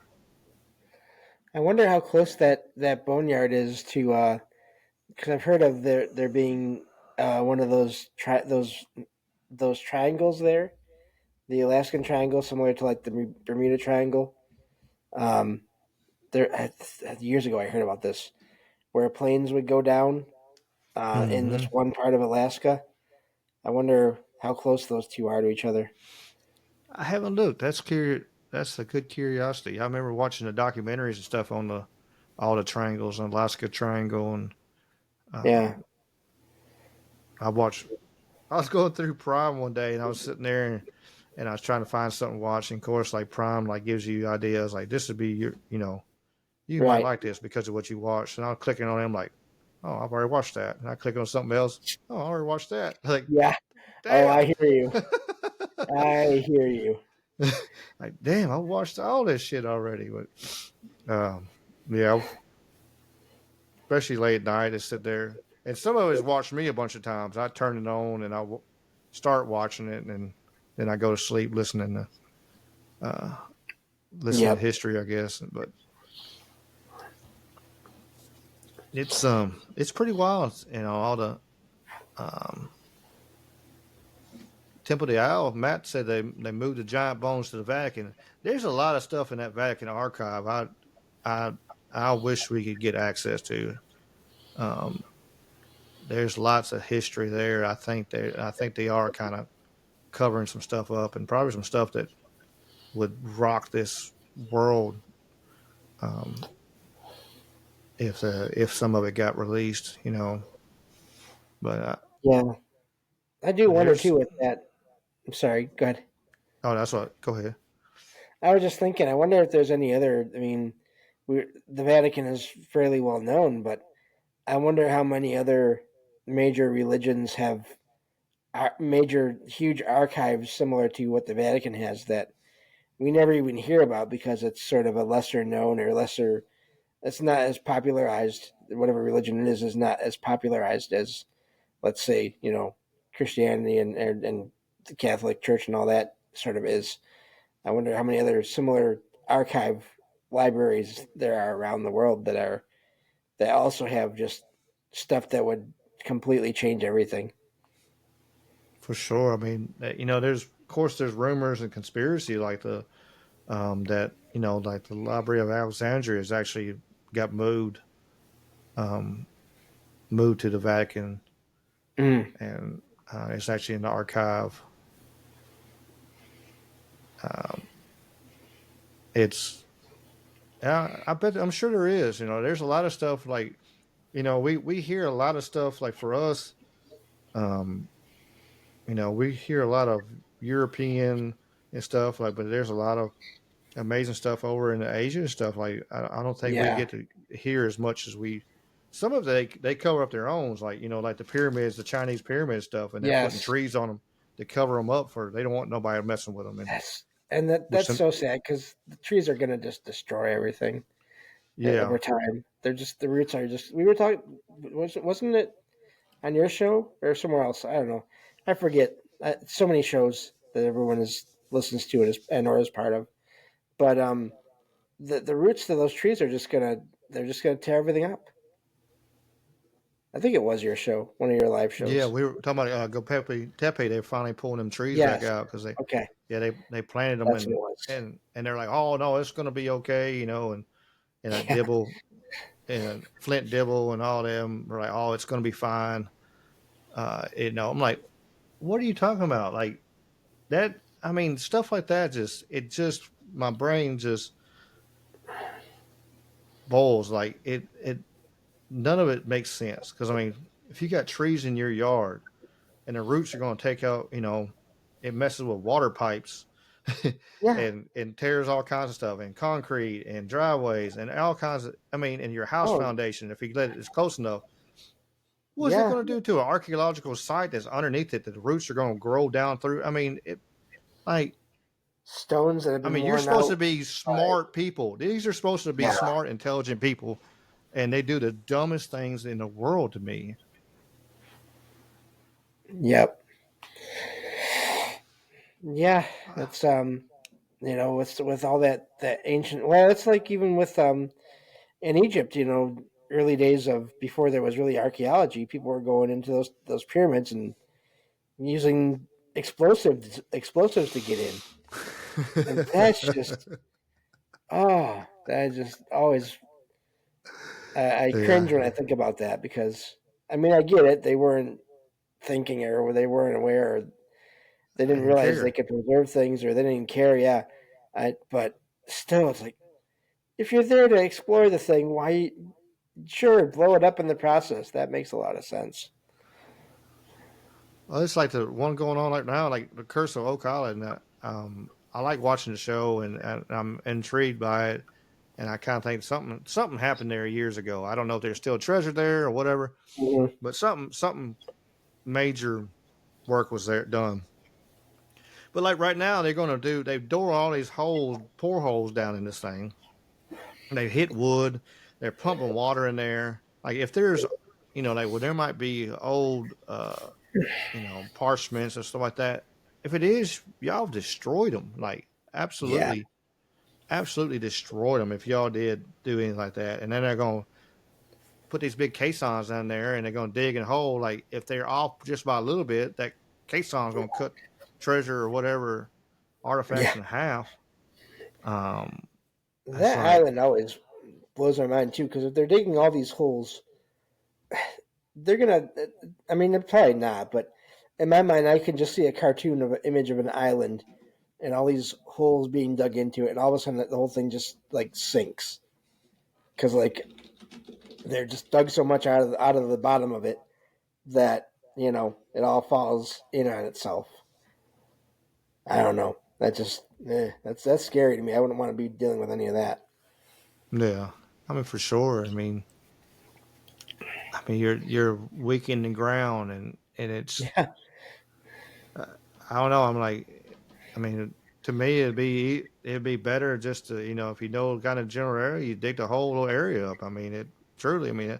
Yeah, you build a big old hole, but you could slowly come down and uh, I don't know. I mean, you just keep drilling holes and hitting crap and you're yeah, flooding it full of water and I just like I don't know what they if they do find anything, what's it going to be? It's going to be if there's any kind of parchments or anything like that, it's destroyed.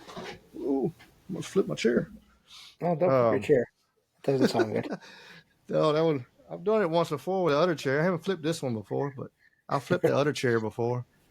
Uh, Pretty funny. Oh, well, I got this one, my good old $5 Goodwill chair. Uh, Yeah, you gotta have a chair when you're doing this kind of thing. That's for sure. yeah, the other one was not as comfortable. This one's comfy. It's just this one's all right, but it's got all the little. I try to cover it up, but it's got all the like an old leather chair, or whatever. But all the little plastic, the covering on it's coming off. Oh yeah, It's they'll com- do that. and so that it flakes off, and it's all over my floor in here. And I sweep it up every. I just let it go about 2 days, and then I sweep it up. It's gone on the armrest now. I've actually pulled every bit of it off the armrest, but it's still some on the seat, and so I just kind of cover it up. But I mean, it's comfortable. I don't want to get rid of it Yeah, because it's comfortable. I might when I move. I guess I might get me in a good seat, but right now it'll be okay. I got other priorities. yeah, yeah. No, that's it. Priorities. Gotta have those. But yeah. Well, thank you for having me on. This has been great. Yeah, yeah, yeah. I'm glad it's Let me see. Let me pull up what we got going on. Oh, 2 hours and 13 minutes so far. So um, yeah, yeah. No problem, James. I appreciate you coming on and appreciate all the chat. We got a bunch of chat. Any shout outs you want to do before we get off here? Just of course to everyone who listens to your show and also to my show, my podcast. Michael Strange, of course, Trouble Minds. He's helped so much with a lot of my things and just being there and giving me tips and on how to do things and all of that. And yeah, just everyone that ever listens to any of these shows that any of us do because it's it's a lot better. It's a lot more fun to do these shows. I'm not watching chat right now, but it's a lot more fun to do these shows when there's people around there with you. And So yeah, I appreciate everyone that is always here. Oh, for sure. The chat's fun. Like it's. I think that's one of the best parts. That um, for the ones that don't know, I go live every Wednesday at 8:30 p.m. Central Time. For the ones that aren't in my time zone, and so and we have a great chat.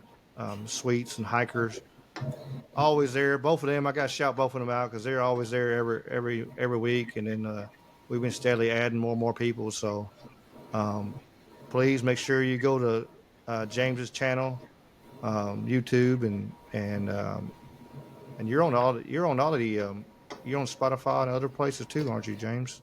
Yeah, Spotify, I believe Apple or iTunes still, Amazon. Let me see what else. I mean, Podbean, 'cause that's where I started out.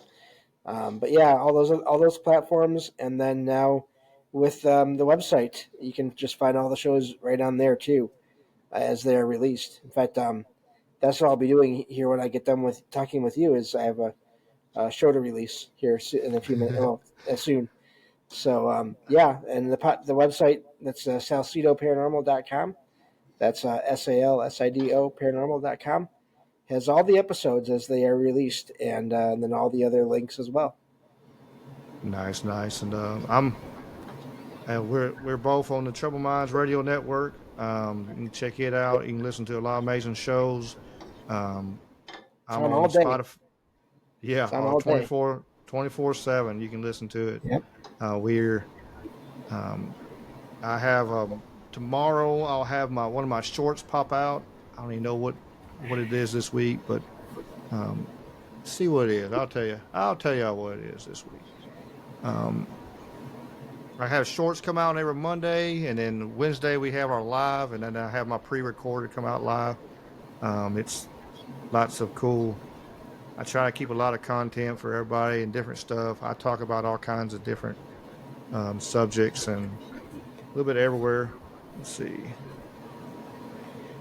Uh, Excuse me. oh, this Monday is talking about what the human body generates. So you'll have to wait to hear what the human body generates. But all kinds of different subjects on there, and you can follow me on. Um, I got a LinkedIn, and you can not LinkedIn. I do have a LinkedIn, but I got a um, One of those link tree things. yeah, Linktree. That's the word. I had half the word right. You So did. I got the You worked it hard. Linktree. Yeah, I got the Linktree, and so you can click on all of it. I'm on Pandora. I'm on Spotify. You name it. If you don't see me there, let me know, and I will get right on it and try to get my podcast there. So please subscribe and share on mine. Please subscribe and share for James's, and help us grow, and we'll keep on bringing you great content. He has some of the best paranormal um, stories. You're going to hear that. Uh, you don't have to listen to all the big boys and big shows. There's a lot of great ones like James out there, and a lot of amazing stories. And um, so check that out. I know you got Jen come. She comes on and co-hosts with you now. Yeah, So that has been amazing, Jen, the Arcane Observer. It's been she's such a great co-host, and yeah, we just cover a topic every week, every Saturday night. Sometimes we take a couple weekends, couple Saturdays to cover a topic, and the fun thing about that has been we've been sort of figuring out the topics they've been coming out of previous shows as we've been talking. So that has been a lot of fun doing that. So yeah, please check out the Arcane Observer as well, and you can find her links in my episode description every time I put out a show. And yeah, thank you for mentioning that because I really do yeah, appreciate having her on the show. She helps me. It makes it easier. Having her on the show makes it easier for me to make more shows, to put out more shows because there's always research in making these things, and with my oh eyes, I yeah. can't do as much as I'd like to with that. So, yep. It's a lot put into all this. Like it's for us to put out a 25-minute, 24-minute show. It's there's a lot of work that goes into it. It really is, but it's worth it because everybody enjoys it and everybody's, for sure. I want to do my shout outs. I'd like to do Dave's Waffle House, my buddy from the UK. Check out his YouTube channel. He is he's a wild man. He's good as gold. He's wild and crazy. He has fun. He's enjoying life and having fun. He's got a good group of people in their chat. A lot of times he pops up about 2 o'clock in the afternoon. A lot of days through the week, Okay. Central Time.